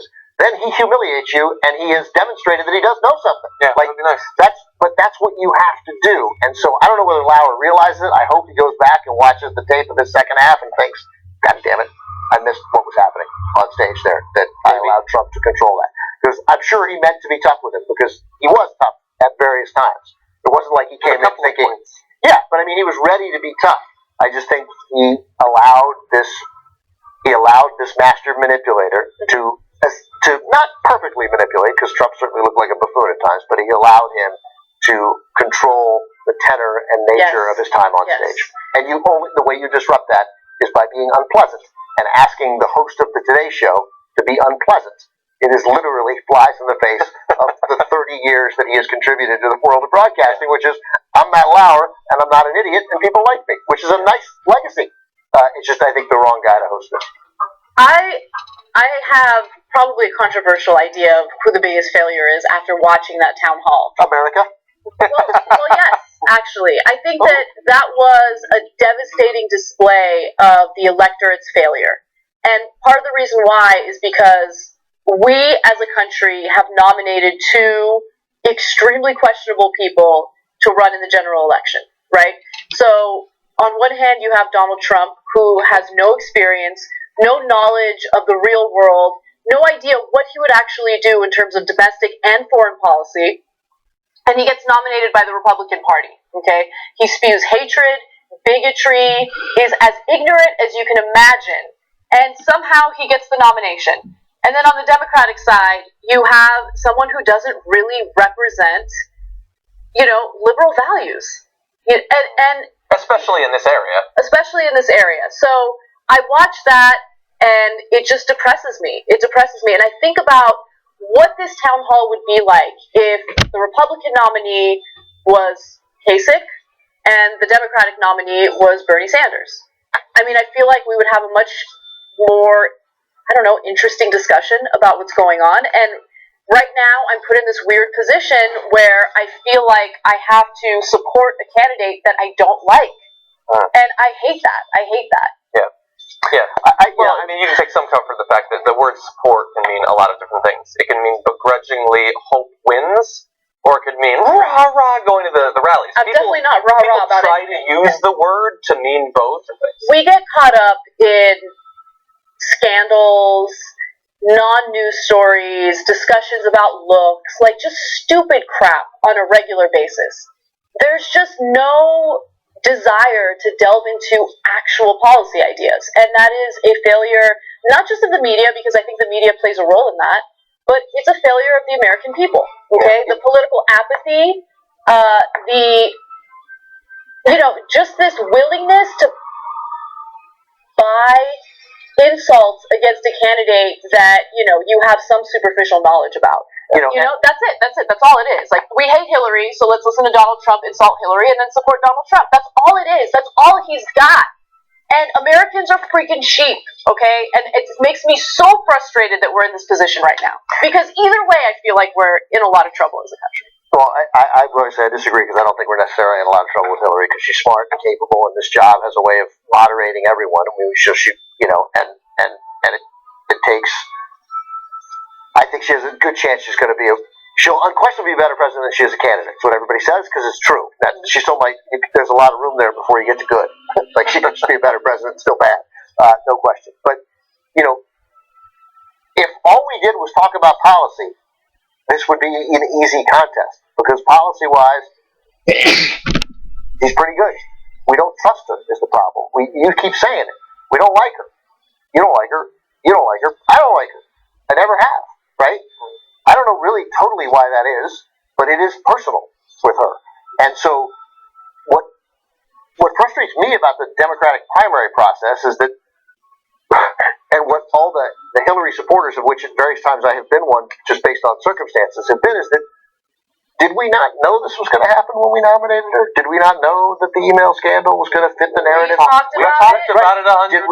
Did we not know that as soon as she comes into office that there's going to be another investigation? Did we not know that there is no president, Michael Shore, who's an active Hillary supporter?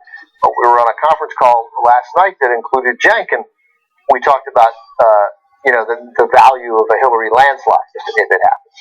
And then and Michael was like, well, if she has a big landslide win, he said if it's a narrow victory for Hillary, she won't have a honeymoon with Congress. But if it's a landslide, she won't have a honeymoon with Congress. And he's of course right. And he's a Hillary supporter. We know what's coming, and what's coming is stagnation and fighting, because it's Hillary Clinton.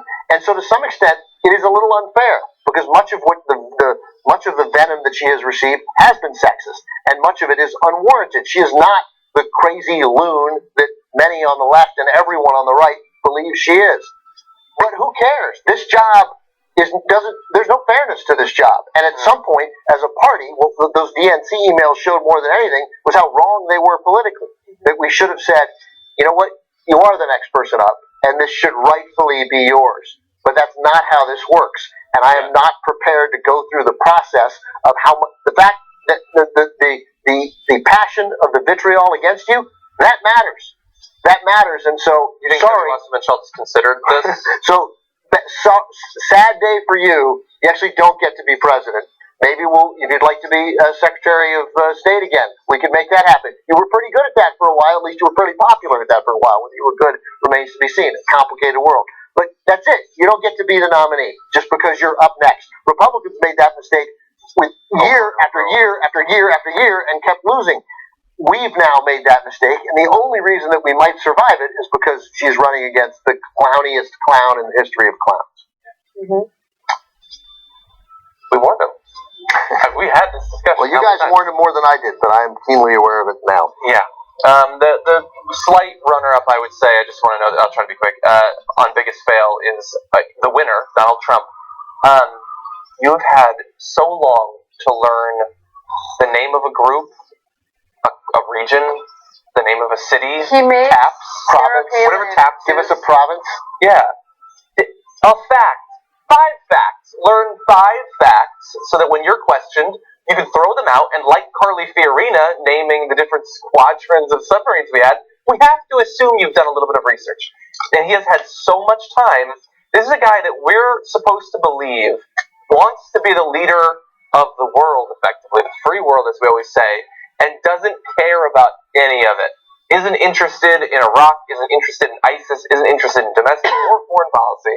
And, like, you don't have to actually be interested in that stuff. I know, it's kind of boring. That's why we're not the biggest channel on YouTube. We're just one of the biggest news channels on YouTube. A lot of people are interested in this stuff, but you supposedly are. You should be willing to do at least enough research and study to be able to fake it for a couple of debates. And he wasn't even able to do that. He is too stupid to fake not being stupid. Of course, it's like George, yes, too stupid, but he's not interested. He's not interested in these things. It's ironic that he said he's been interested all his life, because he's so clearly not interested in these things. He's interested in business, and he likes taking his nice jet to Russia and foreign. But for a guy who's been around the world to still not get anything except, I know how to talk to the people to get a building built. It's not a business. It couldn't be less of a business. It's the government. We're not supposed to make money. Yeah. All right. That's annoying. Anyway, this wasn't even a debate. Wait until the debates happen. Thankfully, I bet nobody watched. I mean, overall. You think so? I bet the number. Okay. I bet I'm going to try to get the numbers tomorrow. I mean, I bet it crushed it for a MSNBC Wednesday night. Yeah. Don't misunderstand me, but I suspect the whole country wasn't transfixed by it. That is possible, but the debates are coming, and they're not that far off. And hopefully we're wrong, and it'll turn out that Hillary gets a little bump out of this. But I doubt it. I doubt it too. Yeah. We'll see.